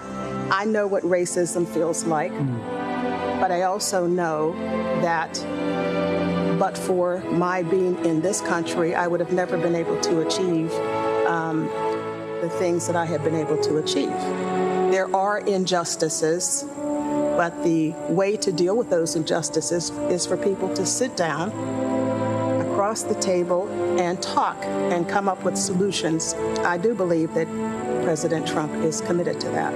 In 2016, I have to confess that I really did not know candidate Trump at the time, but I have to say that he really won me over. Gino's a truck driver from Ohio who heard politicians for years make empty promises about defending American jobs, only to see those promises broken again and again. And in 2019, when General Motors closed its plant in Lordstown, Ohio, President Donald Trump refused to stand by and watch it happen. And as Gino observed, this president reached out to General Motors to find a way to bring jobs back to Lordstown. And plans were soon set into motion to create Lordstown Motors. President Trump says, this is how we fix it. And I thought, well, that's a simple solution. There's no other president who could have done it. There's no one that has even tried to do it. President Trump's a doer. He appreciates every one of us, and I know he does. I've seen it. When he said, make America great again, that was his task. That wasn't his slogan. That was his task. And every hat you see that says MAGA on it, that's what your president's doing for you. Thank you, Mr. President, for keeping the promises that you made. And then there's Pastor Aaron Johnson. Today, he's the executive director of the Tulsa Dream Center, a nonprofit that provides education and medical services and food to those in need. AJ, you've got a great personal story. When you see the way this president, this administration have been leaning in to create opportunities, investments in communities around the country to create jobs, expanding educational choice, what does that mean to the families that you serve every day? It means so much to our families. I did grow up in a single-parent home, and so we serve over 600 boys and girls right now on a daily basis, even in COVID. And so for us to give these moms to have an opportunity to take more money on their check, on their paycheck home back to them, to have their children be able to go to a school that they may not have the opportunity to otherwise, it means so much to us. There's been so much greater opportunity for individuals to come together in any walk of life. People have really been able to see such a positive change and been filled with hope, especially throughout this time. Lydia left hearth and home, friends and family in Honduras to pursue a better life here in America. While raising their 4 daughters, Lydia and her husband run a small business that creates security systems. But just months after their business was up and running, our nation was struck by a global pandemic. That's when President Donald Trump stepped in and enacted the largest financial relief package in American history. Her small business stayed in business, and her American dream kept running strong. What did the Paycheck Protection Program mean to your company as the coronavirus struck? Yeah. It was a huge, tremendous help and a big blessing. And so we applied, we were accepted really quickly. We're so grateful. You can't believe how much relief we had. We want to continue serving our clients. We want to continue growing our economy, right? We want to all continue to move forward. So we were able to make it. Because of the support of family and friends, the government. I tell my children, they are born here in the U.S. And I tell them, you are so blessed to live in America. Here at Abraham Lincoln's boyhood home, a young man would grow up to become the first Republican president of the United States. And today, another Republican president is fighting to preserve that same noble legacy of freedom. And President Donald Trump will make certain that the torch of American opportunity illuminates every city, every town, and every community in this blessed land. Hi, I'm Ryan Holitz. I'm a police officer from New Mexico. In 2017, I had an encounter that changed my life forever. I had just started my shift and responded to a call for service at a gas station. When I arrived, I saw a man and a woman sitting on a grassy slope. I recognized the telltale signs, a needle, a spoon. I knew immediately that they were preparing to inject themselves with heroin. Sadly, this is a common sight for me. I encounter the ravages of addiction every day. But nothing could prepare me for what I discovered as I approached them. The woman was very pregnant. In my shock, I asked her if she knew that she was harming her baby by doing drugs. She crumbled and burst into tears. Two worlds collided as I knelt down beside her. A police officer and a homeless drug addict, brought together by forces outside of our control. As we talked, our humanity, distinct from our stations in life, was made abundantly clear. Her name was Crystal, and in the midst of her suffering, she confided that she loved her unborn baby. She wanted the best for her child. In that moment, I saw her the way that all of you who know and love an addict see them, as fathers, mothers, brothers, sisters, children, cousins, and friends, as human beings, full of value and dignity, but robbed of their potential by this disease. When Crystal said that she was looking for a family to adopt her baby, God showed me exactly what I had to do. Without hesitation, I told her that my family would welcome her baby through adoption. Today, our beautiful daughter Hope is a thriving 2-year-old. Crystal is fast approaching 3 years of recovery. She is a dear friend and a constant inspiration to me and others. I hold a special place in my heart for those facing opioid addiction, and that's why I'm enormously grateful to the President for his leadership in fighting this deadly enemy. Through his efforts, we're turning the tide on the crisis of addiction. President Trump declared the opioid crisis to be a public health emergency and then secured $6 billion in new federal funding to help Americans fight opioid abuse. He invested an additional $100 million to stop the opioid crisis in rural America. And in a move that strikes at the root of the problem, he implemented a safer prescribing plan aimed at reducing opioid prescriptions by over a third within 3 years. This is an effort that stops addiction before it ever gains a hold in someone's life. And it's having an impact. Drug overdose deaths decreased in 2018 for the first time in 30 years. Many of the states hardest hit by the opioid crisis are seeing the largest drop in deaths. We're seeing that doctors are writing fewer prescriptions for opioid pain drugs. These are significant improvements that have a meaningful impact. I think we are fortunate, America, to have a president who cares deeply for the downtrodden and who works tirelessly to find solutions. A president who doesn't just talk about problems, but stops and helps. President Trump is the leader we've needed the last 4 years, and he is the leader we need for the next 4. You see, Donald Trump is the right president at the right time, Let's make sure he's reelected on November 3rd. I pray God's blessings on you and your family, and may God bless America.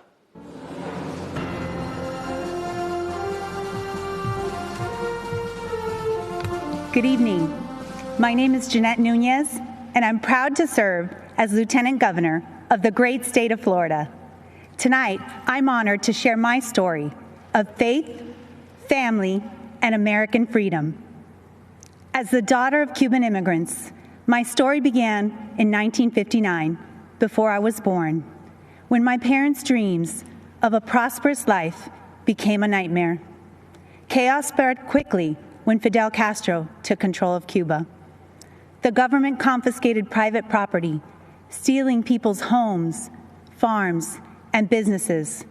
For my parents, the difficult decision to flee communist Cuba came when the Castro regime abolished religious freedom. Fellow Americans, the fabric of our nation is in peril. Daily, the radical left systematically chisels away at the freedoms we cherish. They peddle dangerous ideologies, cower to global progressives, and normalize socialism to dismantle our Constitution. Let me assure you, socialism doesn't offer opportunity. Socialism deprives. It is a falsehood that feigns promises for its masses and consistently yields only misery. President Ronald Reagan warned, if we lose freedom here, there's no place to escape to. Truer words have never been spoken. Americans have a choice. We can go down a dark road of chaos and government control, or we can choose the path of freedom and opportunity that was paved by those who sacrificed everything to preserve the American dream for future generations. I have faith that Americans will choose the right path. In 2016, our country yearned for a leader who would work tirelessly to jumpstart our economy and fight for hardworking Americans. Since day one, President Donald Trump has put America first. His pro-growth, pro-jobs agenda has ushered in historically low unemployment, record job creation, higher wages, and rising homeownership. The president is fighting to rescue American jobs and industries for places like Ohio, Pennsylvania, and Puerto Rico, jobs that were needlessly shipped overseas. He's defended our religious freedom, stood with democratic allies like Colombia, and shown unwavering resolve while confronting tyrants in countries like Venezuela, Cuba, China, and Nicaragua. Let us join our president in his vow that America will never be a socialist country. Supporting our president requires action. Join me tonight and text VOTE to 88022. We must continue to support our Commander-in-Chief, who has a bold agenda that safeguards the rights and freedoms protected under our Constitution.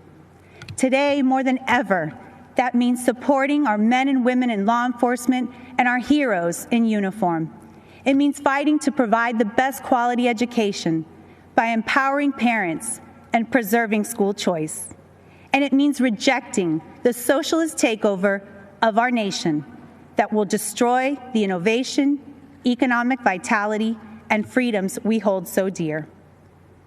As a daughter of immigrants, a wife, a mother of three, and the first Latina lieutenant governor in the history of the state of Florida, it is my distinct privilege to share my story, which is really your story, and the story of a nation that has opened its doors, lifted its people, and yielded success in a way only the United States of America can.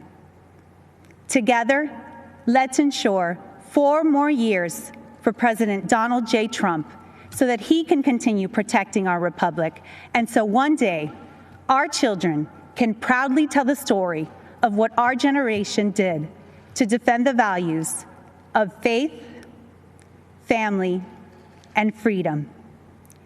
Thank you. May God bless each one of you, and may God bless the United States of America.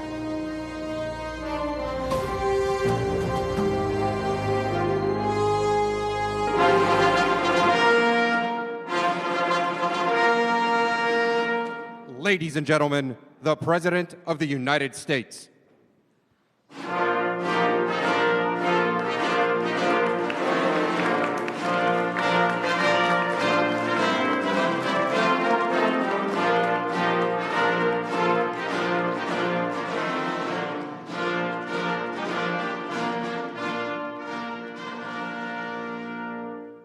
Acting Secretary Wolf, I present to you 5 candidates for naturalization representing 5 countries.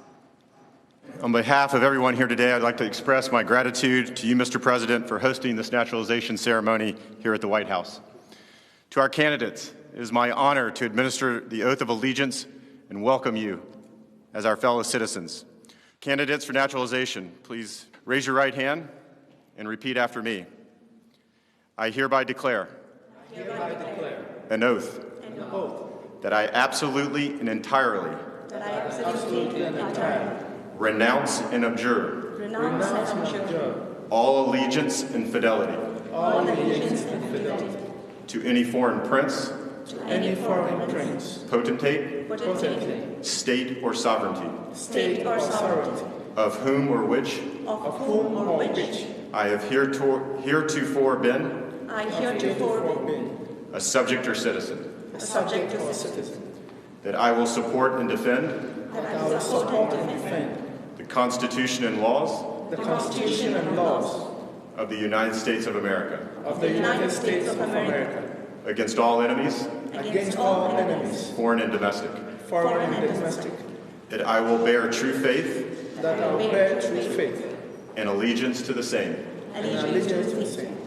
That I will bear arms on behalf of the United States. When required by law. That I will perform. Non-combatant service. In the armed forces of the U.S. When required by law. That I will perform work. Of national importance. Under civilian direction. When required by law. And that I take this obligation freely. Without any mental reservation. Or purpose of evasion. So help me God. Congratulations, you're now citizens of the United States of America.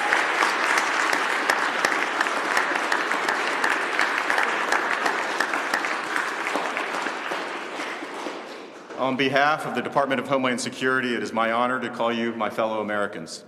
Mr. President, I want to again commend you for your dedication to the rule of law and for restoring integrity to our immigration system. Thank you for hosting such a patriotic celebration here at the White House today. Great job. Thank you. Congratulations. That's fantastic. It's really great. Thank you. And I want to thank Acting Secretary Wolf, doing a phenomenal job in so many ways. Today, America rejoices as we welcome 5 absolutely incredible new members into our great American family. You are now fellow citizens of the greatest nation on the face of God's earth. Congratulations. Great going. You followed the rules, you obeyed the laws, you learned your history, embraced our values, and proved yourselves to be men and women of the highest integrity. It's not so easy. You went through a lot, and we appreciate you being here with us today.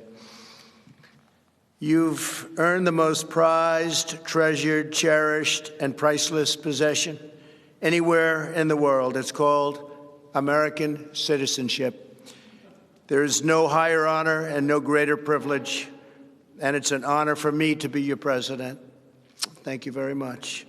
At this time, I'd like to recognize the 5 new citizens who join us today.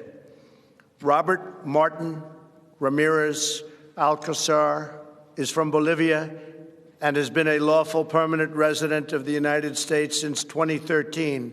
Robert? Hi, Robert. He and his wife are raising 3 beautiful children. In 2017, Robert achieved the dream of starting his own business, a construction company that now employs 5 workers. Robert says, I love this country. I want to respect the law. America has helped me so much in life.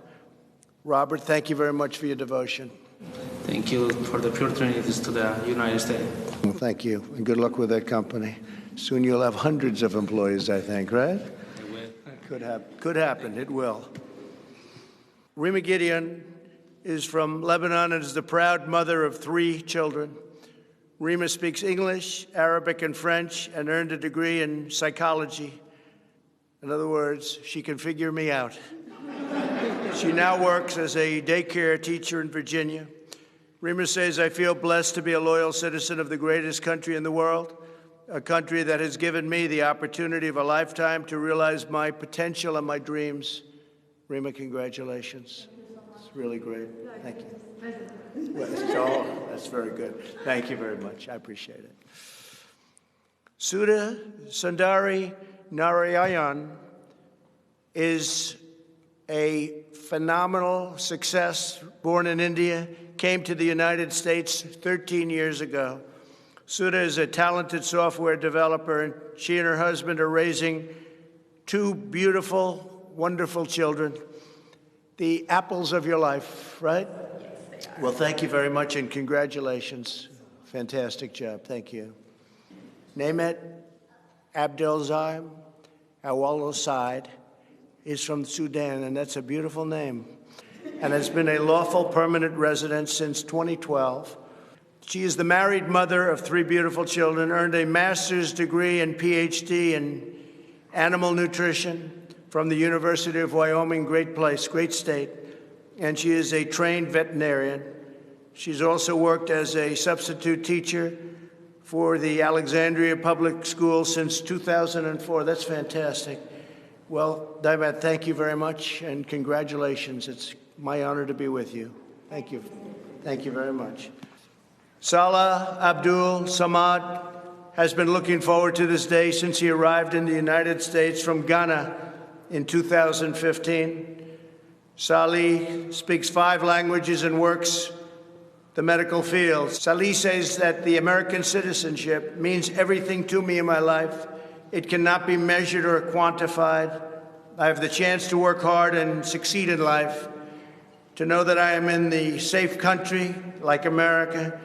That really is something, because I know they have my back. Salih, thank you very much. Congratulations. Fantastic job. Congratulations to everybody. With the rights and freedoms each of you now enjoys as citizens, there is no dream beyond your wildest reach, because Americans can do anything. Today, you have also accepted the profound duties and responsibilities that come with American citizenship. By swearing the oath of allegiance, each of you has entered a sacred and unbreakable covenant with our nation. You have pledged your undying loyalty to the American people, the American Constitution, and the American way of life. The history and heritage of the United States are now yours to preserve and pass down to the next generation. Our culture, our traditions, and our values are now yours to uphold and live by. The rights so dear to every American, granted by us and granted by God and enshrined in our glorious Bill of Rights, are now yours to support, protect, and defend. As citizens, you're now stewards of this magnificent nation, a family comprised of every race, color, religion, and creed. United by the bonds of love, we are one people, sharing one home, saluting one great American flag. Congratulations again to all of you. May God bless you, and may God bless our great country, America. Thank you so much.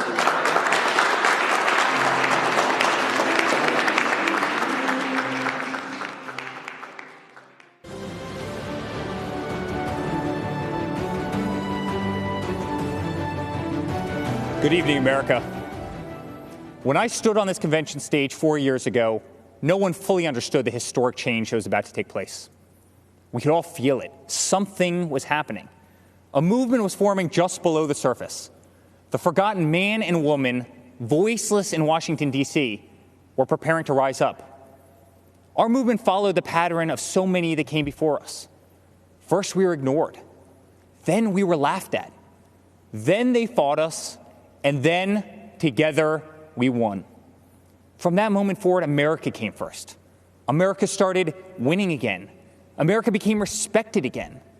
But with every movement, there's a counter-movement. In the view of the radical Democrats, America is the source of the world's problems. As a result, they believe the only path forward is to erase history and forget the past. They want to destroy the monuments of our forefathers. They want to disrespect our flag, burn the stars and stripes that represent patriotism and the American dream. They want to disrespect our national anthem by taking a knee while our armed forces lay down their lives every day to protect our freedom. They do not want the Pledge of Allegiance in our schools. Many of them don't want one nation under God. The Democrats want to defund and disrespect our law enforcement. The Democrats want an America where your thoughts and opinions are censored when they do not align with their own. President Reagan said, "Freedom is never more than one generation away from extinction. It must be fought for, and it must be protected." This is the fight that we are in right now, and it is a fight that only my father can win. My father ran not because he needed the job, but because he knew hardworking people across this great country were being left behind. The media mocked these patriots in the flyover states in which they lived. They ignored the Trump flags. They ignored the millions of MAGA banners and barns painted in red, white, and blue. The silent majority had no one fighting for them in either party. Their so-called leaders were bowing to China, bribing Iran, and spending more time worrying about how they'd be received by the elites in Paris than how Americans would provide for their families in Pittsburgh. Our family lost friends, but it only pushed us to fight harder. My father pledged to every American in every city, state, and town that he was going to make America great again. And so began the Great American Comeback. Almost immediately, taxes were slashed, regulations were cut, and the economy soared to new heights, heights never seen before. Wages went through the roof. Unemployment reached the historic lows, especially for Black Americans, Hispanic Americans, and women. Trade deals were ripped up and renegotiated. Lights were turned back on in abandoned factories across our country. Trillions of dollars were repatriated back to the United States, which had been sitting in foreign lands for far too long. Once again, America became the envy of the world. And with that renewed strength came leverage. The president demanded that our allies pay their fair share for the defense of the Western world. My father rebuilt the mighty American military, adding new jets, aircraft carriers. He increased wages for our incredible men and women in uniform. He expanded our military defense budget to $721 billion per year. America was no longer weak in the eye of the enemy. The moment President Trump ordered special forces kill some of the deadliest terrorists on the planet, the day the mighty Moab was dropped on insurgent camps, is the day America took a stance to never be defeated by the enemy. Al-Baghdadi, Soleimani, dead. Over and over, issue after issue, the economy, the wall, the military, trade deals, tax cuts, Supreme Court justices, VA hospitals, prescription drugs, school choice, right to try, moving the embassy to Jerusalem, peace in the Middle East. Never-ending wars were finally ended. Promises made and promises for the first time were kept. Most politicians spend their entire careers in Washington, D.C. and get absolutely nothing accomplished. For example, Joe Biden. Joe Biden is a politician who has been in government for 47 years. He's a career politician who's never signed the front of a check and does not know the slightest thing about the American worker or the American business, the engine which fuels the greatest economy the world has ever known. The same politician who has been a total pushover for communist China and someone who would be a giant relief for terrorists who now spent years running, hiding, and being taken out by the most talented military known to man. Joe Biden has pledged to raise your taxes by $4 trillion. 82% of Americans will see their taxes go up significantly.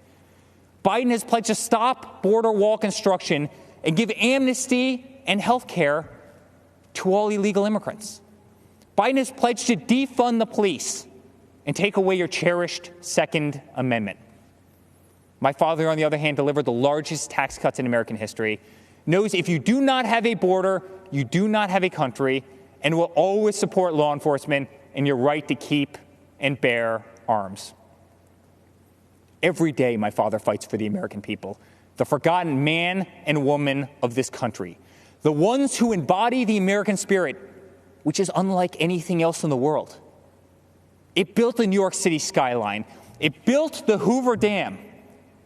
And soon, under my father's leadership, it will send Americans to Mars. The American spirit can be felt in the majesty of the Grand Canyon, the shadows of Mount Rushmore, and the stillness of the air at Gettysburg. It can be seen in the wide-eyed wonder of every American child as they take their first breath in the greatest country the world has ever known. It defeated fascism, it defeated communism, and in 68 days, it will defeat the empty, oppressive, and radical views of the extreme left.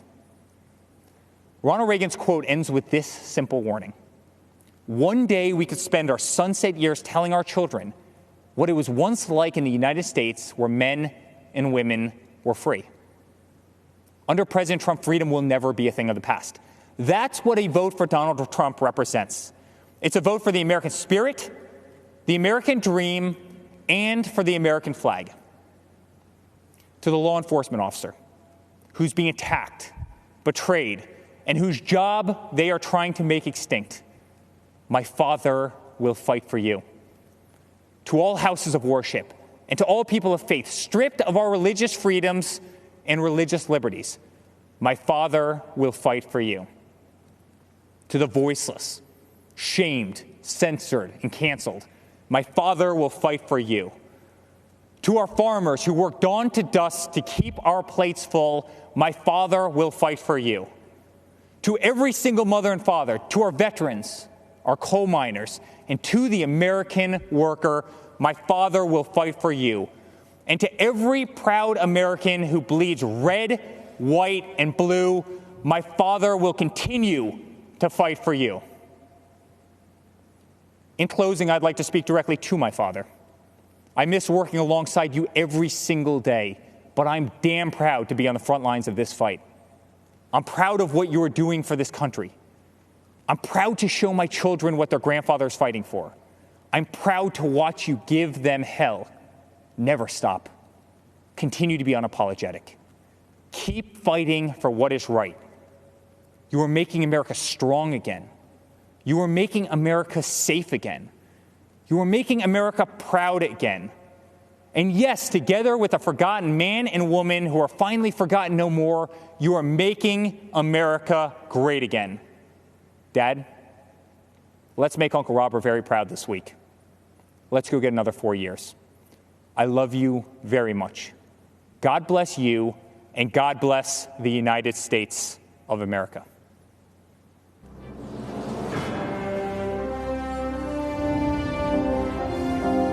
We're going to build a future of safety and opportunity for Americans of every race, color, religion, and creed.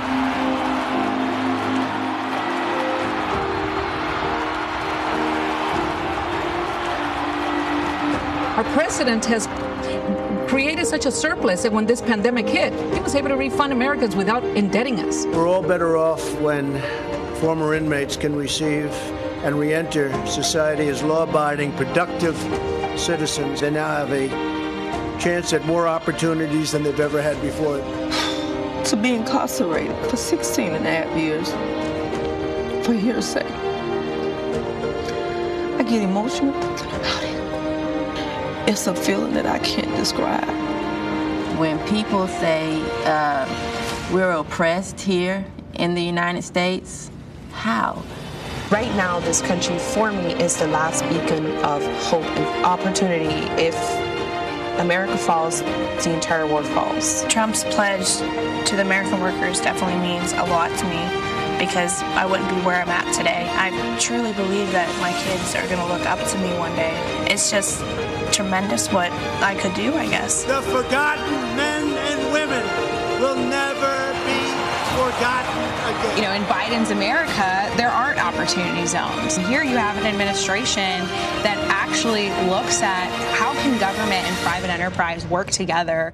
As we fight to deliver a better future for all women and for all Americans, we remember the wonderful victory 1 century ago. And in the following November, the ladies appeared at the polls on Election Day by the hundreds of thousands. They had won their right to vote. Before the China virus set in, it struck our nation. Women had gained 4.3 million jobs, a record. The women's unemployment rate had plummeted to the lowest level in more than 65 years.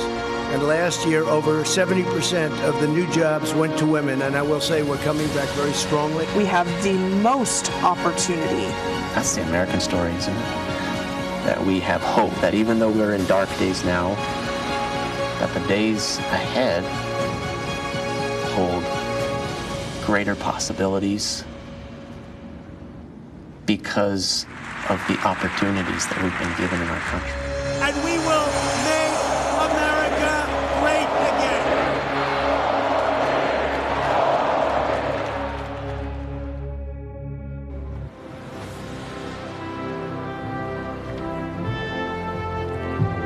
Good evening. My name is Daniel Cameron. I am 34 years old and the first African-American Attorney General in Kentucky history. It is an honor to be with you as a proud Republican and supporter of Donald J. Trump. I was raised in Kentucky, just a few miles from Abraham Lincoln's birthplace. Our first Republican president believed in compassion, self-reliance, freedom, equality, and justice. Sadly, there are some who don't believe in this wisdom or in the better angels of our shared American history as they tear down the statues of people like Ulysses S. Grant, Frederick Douglass, and even Mr. Lincoln himself. Lincoln said, "Any nation that does not honor its heroes will not long endure." And for Republicans, our heroes are those who propelled an imperfect nation ever forward, always striving to make life better for everyone. Even as anarchists mindlessly tear up American cities while attacking police and innocent bystanders, we Republicans do recognize those who work in good faith towards peace, justice, and equality.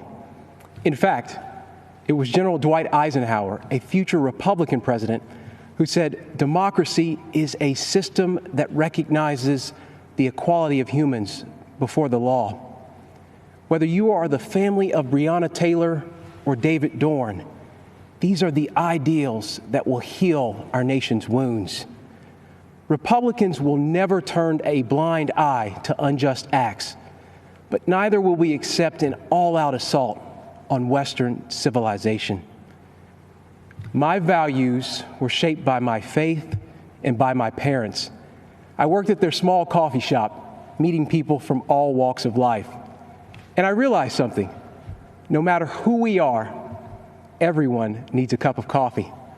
That lesson stuck with me because despite our differences, we all want the same things. For our children to have more opportunities than we did, to feel the dignity of work, and to believe that if you play by the rules, you can make a good life for yourself and your family. So the question is, will we choose the path that gives us the best chance to meet those universal desires? Or will we go backward to a time when people were treated like political commodities who can't be trusted to think for themselves? I think often about my ancestors who struggled for freedom. And as I think of those giants and their broad shoulders, I also think about Joe Biden, who says, "If you aren't voting for me, you ain't black," who argued that Republicans would put us back in chains, who says there is no diversity of thought in the black community. Mr. Vice President, look at me. I am black. We are not all the same, sir. I am not in chains. My mind is my own. And you can't tell me how to vote because of the color of my skin. Joe Biden is a backwards thinker in a world that is craving forward-looking leadership. There's no wisdom in his record or plan, just a trail of discredited ideas and offensive statements. Joe Biden would destroy jobs, raise our taxes, and throw away the lives of countless unborn children. And he is captive to the radical left, a movement committed to cancel culture and the destruction of public discourse. They believe your skin color must dictate your politics. And if you fail to conform while exercising your God-given right to speak and think freely, they will cut you down. The politics of identity, cancellation, and mob rule are not acceptable to me. Republicans trust you to think for yourself and to pursue your American dream however you see fit. Mr. Lincoln said the dogmas of the quiet past are inadequate to the stormy present. The occasion is piled high with difficulty, and we must rise to the occasion.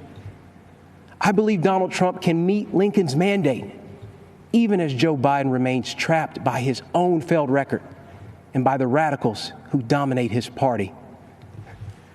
Let's be honest, no one is excited about Joe Biden, and so I ask you to judge the record. On criminal justice reform, Joe Biden couldn't do it, but President Trump did. On the economy, Joe Biden couldn't do it, but President Trump did build an economy that worked for everyone, especially minorities, and he will do it again. And on immigration, Joe Biden promises more to illegal immigrants than he does to you. But President Trump believes his highest duty is to the American worker. The choice is clear. Let me close with something my mom told me. This country's many faces comprise a family, not separate parts to be divided against each other. And like any family, we care for one another. We grieve together. We share our burdens and our struggles, and we celebrate our successes. And though we fuss and fight, we are not enemies. We are Americans, united by a collective faith in our Constitution and laws and the fundamental fairness they represent. We are defenders of life and of individual liberty, and we carry the mantle of Eisenhower and of Reagan to be a force for good in this world, and one that must always be reckoned with. That's my Republican Party, the party of Lincoln, that believes America is an indispensable nation, an evergreen tree, standing tall in a turbulent world. And that's why I am voting for Donald Trump for president. Thank you, and God bless. And God bless.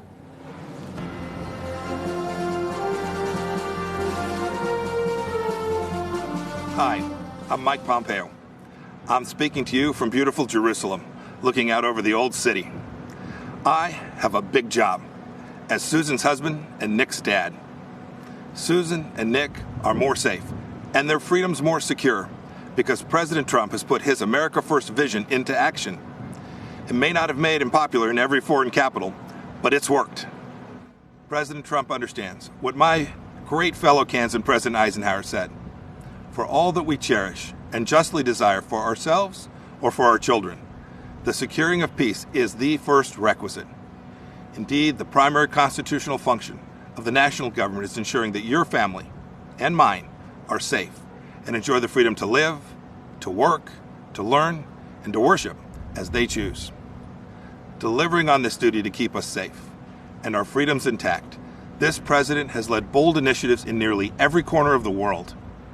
In China, he's pulled back the curtain on the predatory aggression of the Chinese Communist Party.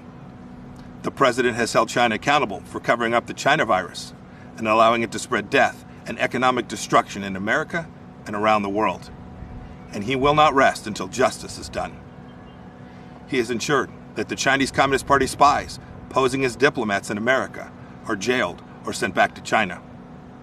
And he has ended the ridiculously unfair trade arrangement with China that punched a hole in our economy. Those jobs are coming back home. In North Korea, the president lowered the temperature and against all odds got the North Korean leadership to the table. No nuclear tests, no long-range missile tests, and Americans held captive in North Korea came home to their families, as did the precious remains of scores of heroes who fought in Korea.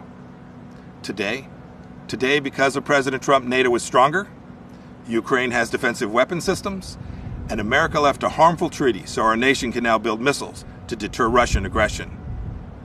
And in the Middle East, when Iran threatened, the president approved a strike that killed the Iranian terrorist Qasem Soleimani.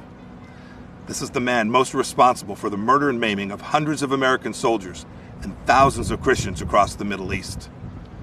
And you'll recall, too, that when the president took office, radical Islamic terrorists had beheaded Americans, and ISIS controlled a territory in the size of Great Britain. Today, because of the president's determination and leadership, the ISIS caliphate is wiped out. It's gone. Its evil leader, Abu Bakr al-Baghdadi, is dead.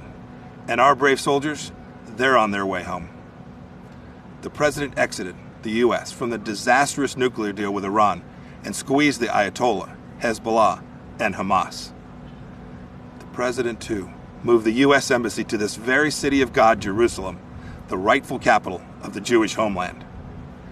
And just 2 weeks ago, the president brokered a historic peace deal between Israel and the United Arab Emirates. This is a deal that our grandchildren will read about in their history books. You know, as a soldier, I saw firsthand people desperate to flee to freedom. The way each of us can best ensure our freedoms is by electing leaders who don't just talk, but who deliver. An American hostage, imprisoned in Turkey for 2 years, Pastor Andrew Brunson, said upon his release that he survived his ordeal with these words of Scripture: "Be faithful, endure, and finish well. If we stay the course, we will."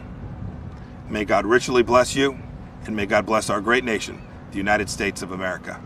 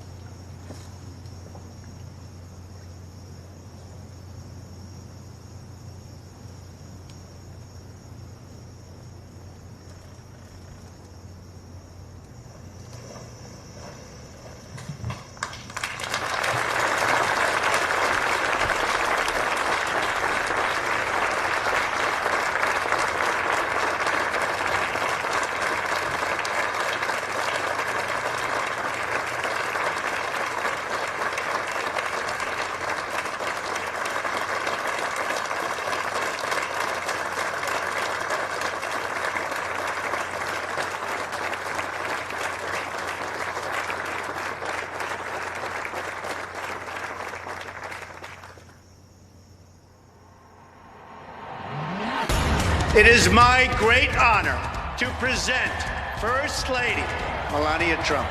First Lady Melania Trump. First Lady Melania Trump officially kicking off her Be Best initiative. She is courageous. She's taking on a tough topic. Focused on the well-being of children, social media use, and opioid abuse. Let's join together in the committing to help children dream big, think big, and do all they can to be best in everything they do. This is her showcasing what she brings to the position of First Lady. She is smart, independent, and I think people have underestimated her big time.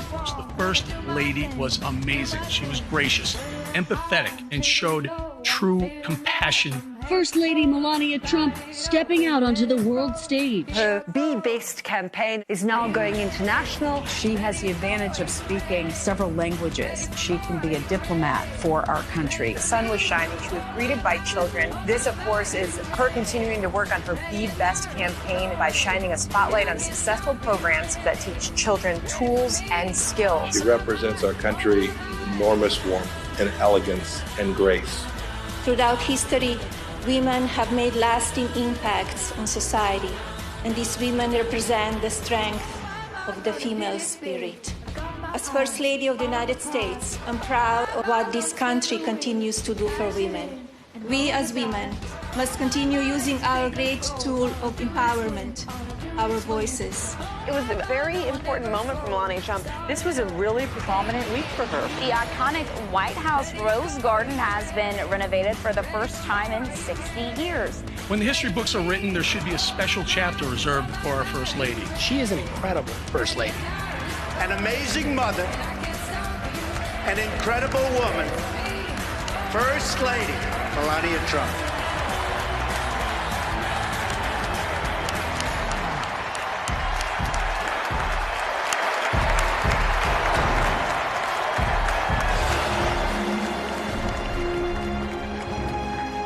Ladies and gentlemen, please welcome the First Lady of the United States, Mrs. Melania Trump.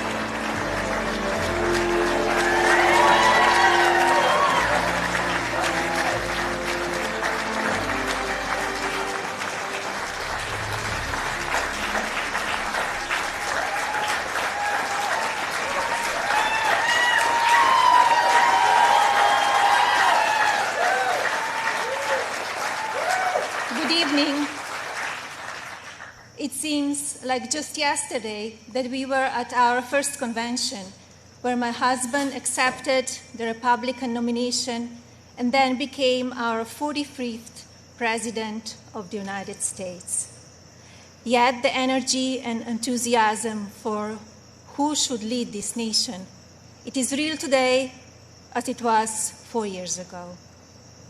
I know I speak for my husband and the entire family when I say we have not forgotten the incredible people who were willing to take a chance on the businessmen who had never worked in politics. We know it was you who elected him to be Commander-in-Chief, and we know it is you who will carry us through again. We were humbled by the incredible support then, and we are still grateful today. I want to acknowledge the fact that since March, our lives have changed drastically. The invisible enemy, COVID-19, swept across our beautiful country and impacted all of us. My deepest sympathy goes out to everyone who has lost a loved one, and my prayers are with those who are ill or suffering. I know many people are anxious and some feel helpless. I want you to know you're not alone. My husband's administration will not stop fighting until there is an effective treatment or vaccine available to everyone. Donald will not rest until he has done all he can to take care of everyone impacted by this terrible pandemic. I want to extend my gratitude to all of the healthcare professionals, frontline workers, and teachers who stepped up in these difficult times. Despite the risk to yourselves and your own families, you put our country first, and my husband and I are grateful. I have been moved by the way Americans have come together in such an unfamiliar and often frightening situation. It is in times like this that we will look back and tell our grandchildren that through kindness and compassion, strength and determination, we were able to restore the promise of our future. Businesses stepped up and volunteers stepped in. People were eager to share ideas, resources, and support of all kinds with neighbors and strangers alike.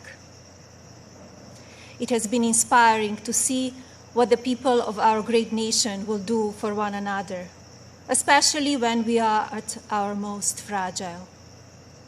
Speaking of strength and determination, we recently celebrated the 100-year anniversary of the passage of the 19th Amendment. Yesterday, on the North Lawn of the White House, we unveiled an exhibit dedicated to women's suffrage. The exhibit called on children from across the country to send art honoring the meaning of this important time in women's history. When I was judging the entries, I reflected on the impact of women's voices in our nation's story, and how proud I will be to cast my vote again for Donald this November. We must make sure that women are heard and that the American dream continues to thrive. Growing up as a young child in Slovenia, which was under communist rule at the time, I always heard about an amazing place called America, a land that stood for freedom and opportunity. As I grew older, it became my goal to move to the United States and follow my dream of working in the fashion industry. My parents worked very hard to ensure our family could not only live and prosper in America, but also contribute to a nation that allows for people to arrive with a dream and make it reality. I want to take the moment to thank my mother and father for all they have done for our family. It is because of you that I'm standing here today.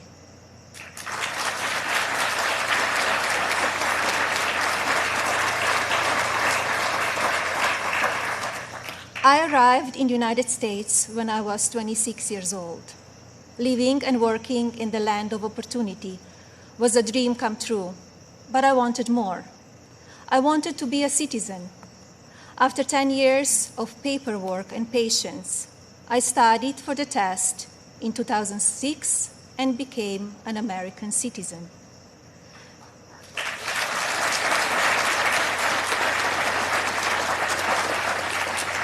It is still one of the proudest moments in my life because with hard work and determination, I was able to achieve my own American dream.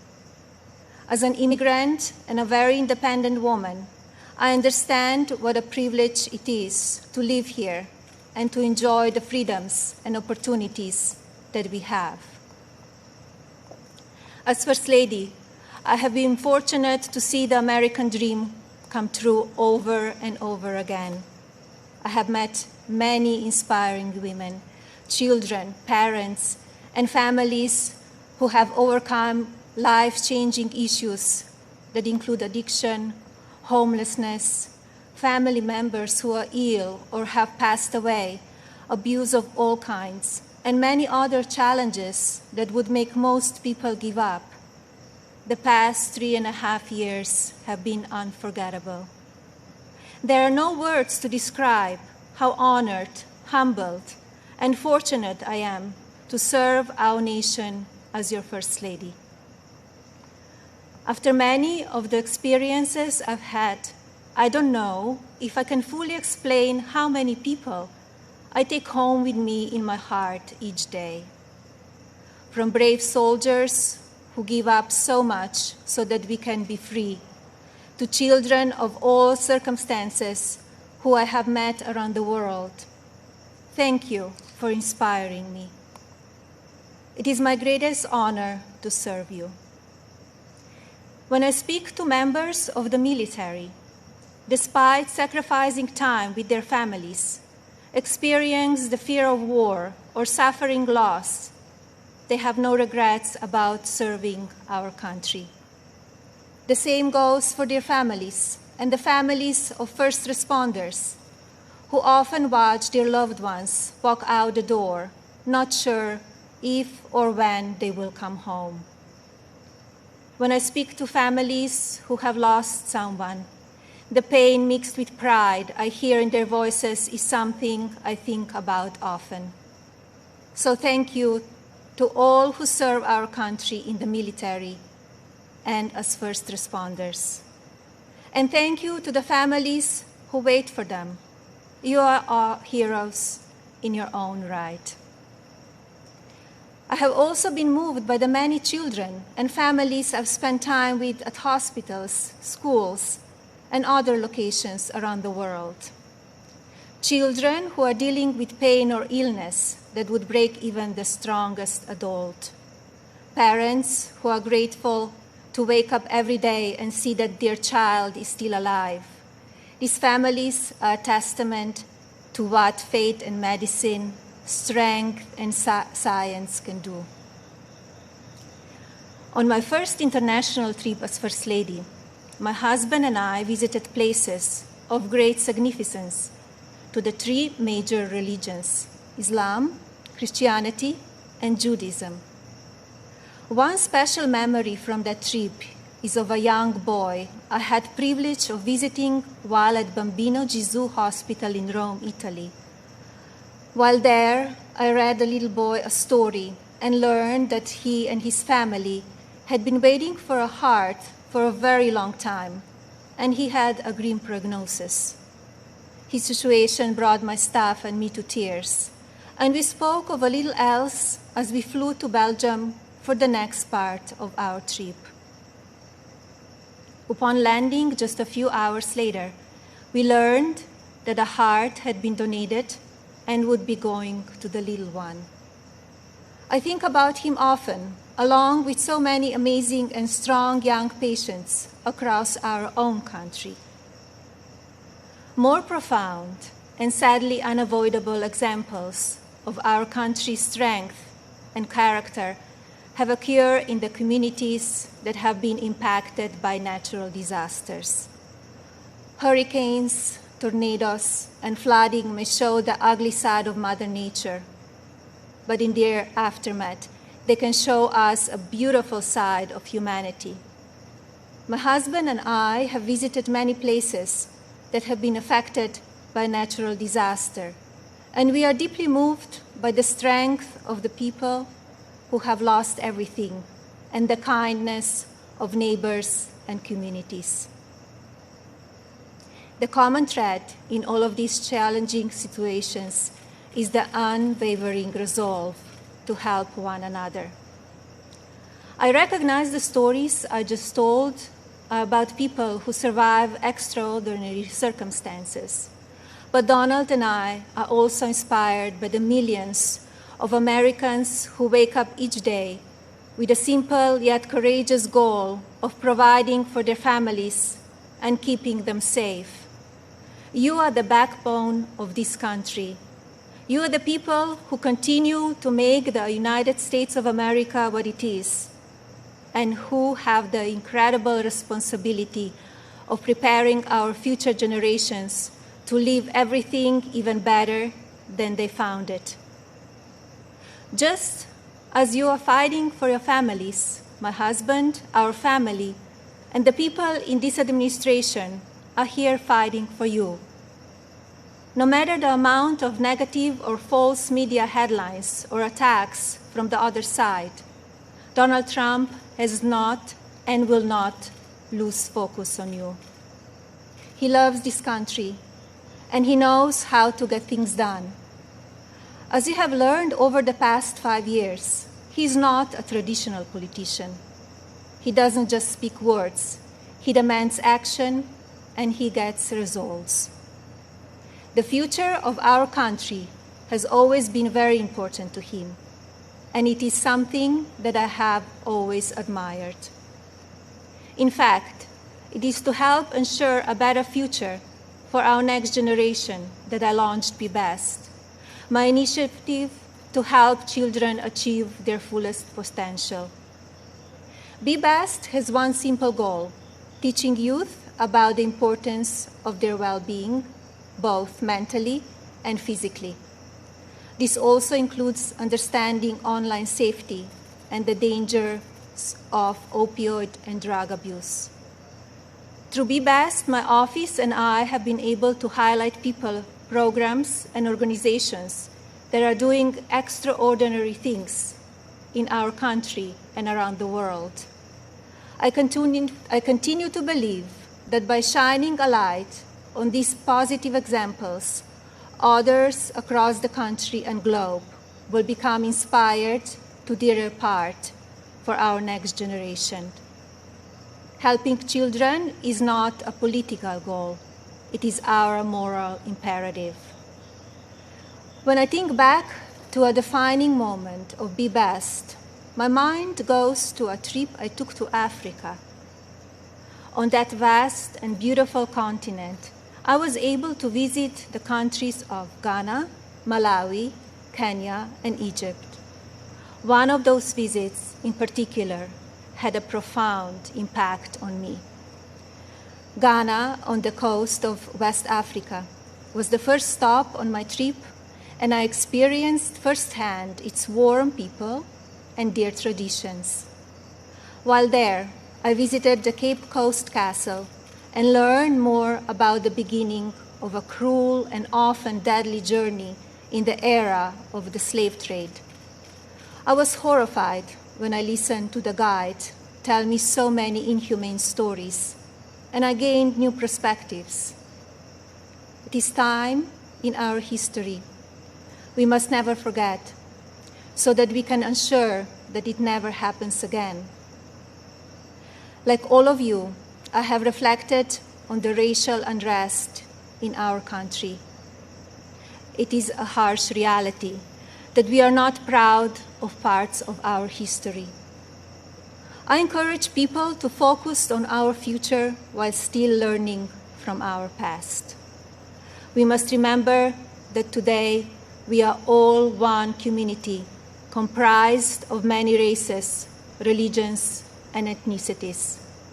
Our diverse and storied history is what makes our country strong, and yet we still have so much to learn from one another.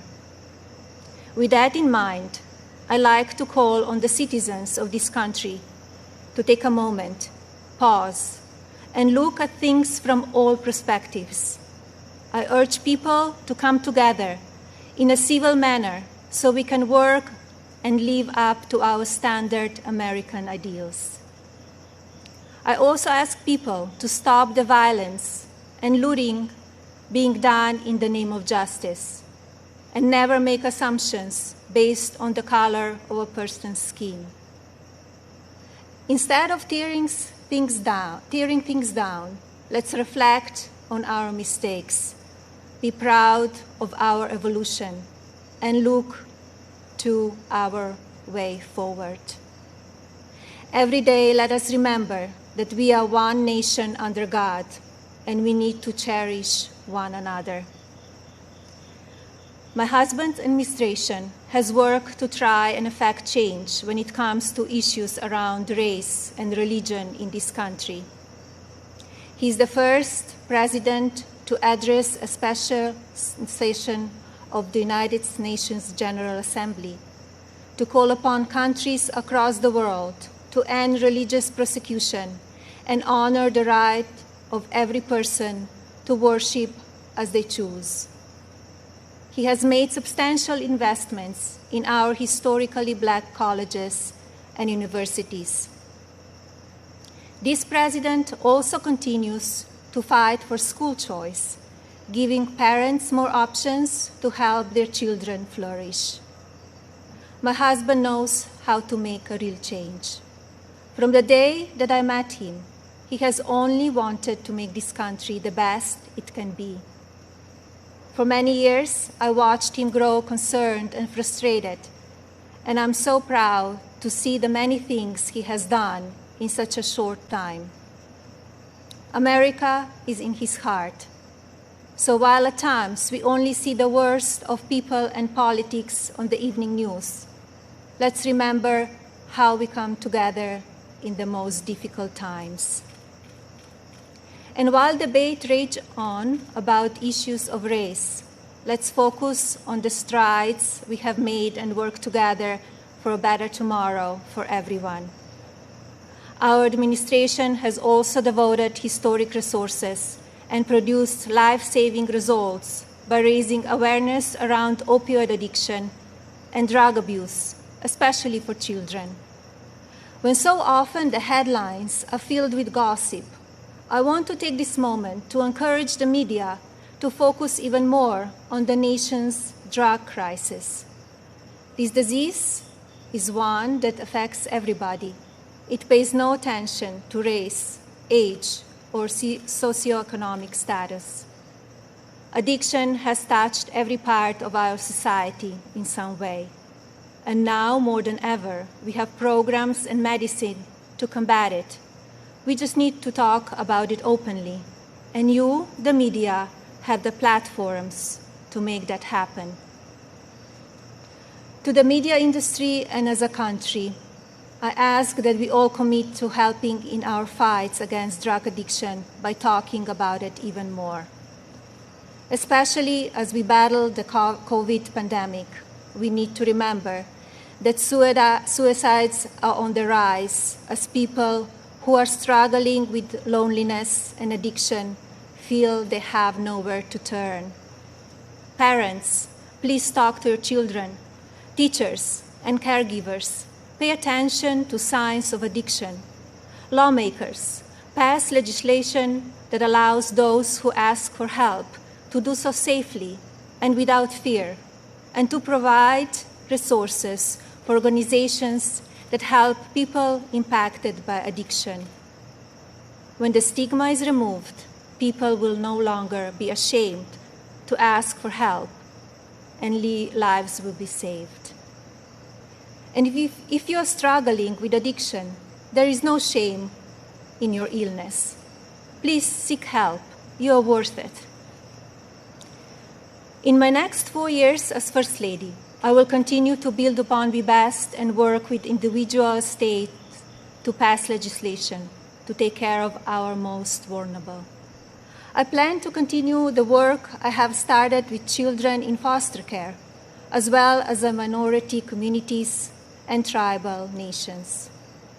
I want to ensure children are being protected and communities have the resources needed to combat drug addiction and child neglect or abuse. Like my husband and the administration, I will continue to encourage education that supports a child's individual needs. It is vital that children are given the building blocks to succeed. I also look forward to continue my work to restore the People's House, which is a lasting symbol of pride for our nation. I believe this iconic home needs to be cared for and preserved so it can be enjoyed by the people of this country and visitors from around the world for years to come. I'm passionate about this beautiful house, the grounds, and all they represent. And now I have a special message for the mothers of this country. This modern world is moving so fast, and our children face challenges that seem to change every few months. Just like me, I know many of you watch how mean and manipulative social media can be. And just like me, I'm sure many of you are looking for answers how to talk to your children about the downside of technology and their relationships with their peers. Like every parent in this country, I feel there are so many lessons to teach our son and responsibilities as his mother, but there are just not enough hours in the day to do it all. I remind myself that I'm more fortunate than most and still have days that I look for wisdom and strength to do the very best I can for him. To mothers and parents everywhere, you are warriors. In my husband, you have a president who will not stop fighting for you and your families. I see how hard he works each day and night, and despite the unprecedented attacks from the media and opposition, he will not give up. In fact, if you tell him he cannot be done, he just works harder. Donald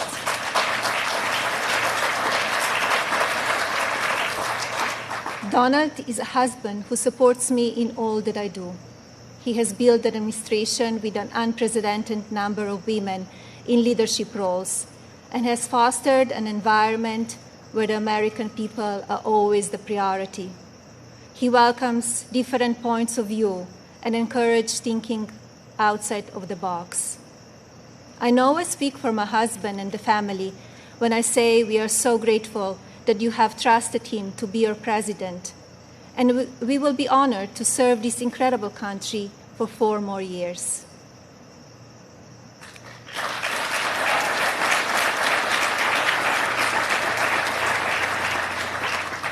As you have heard this evening, I don't want to use this precious time attacking the other side, because as we saw last week, that kind of talk only serves to divide the country further. I'm here because we need my husband to be our president and commander-in-chief for 4 more years. He is what is best for our country. We all know Donald Trump makes no secrets about how he feels about things. Total honesty is what we as citizens deserve from our president.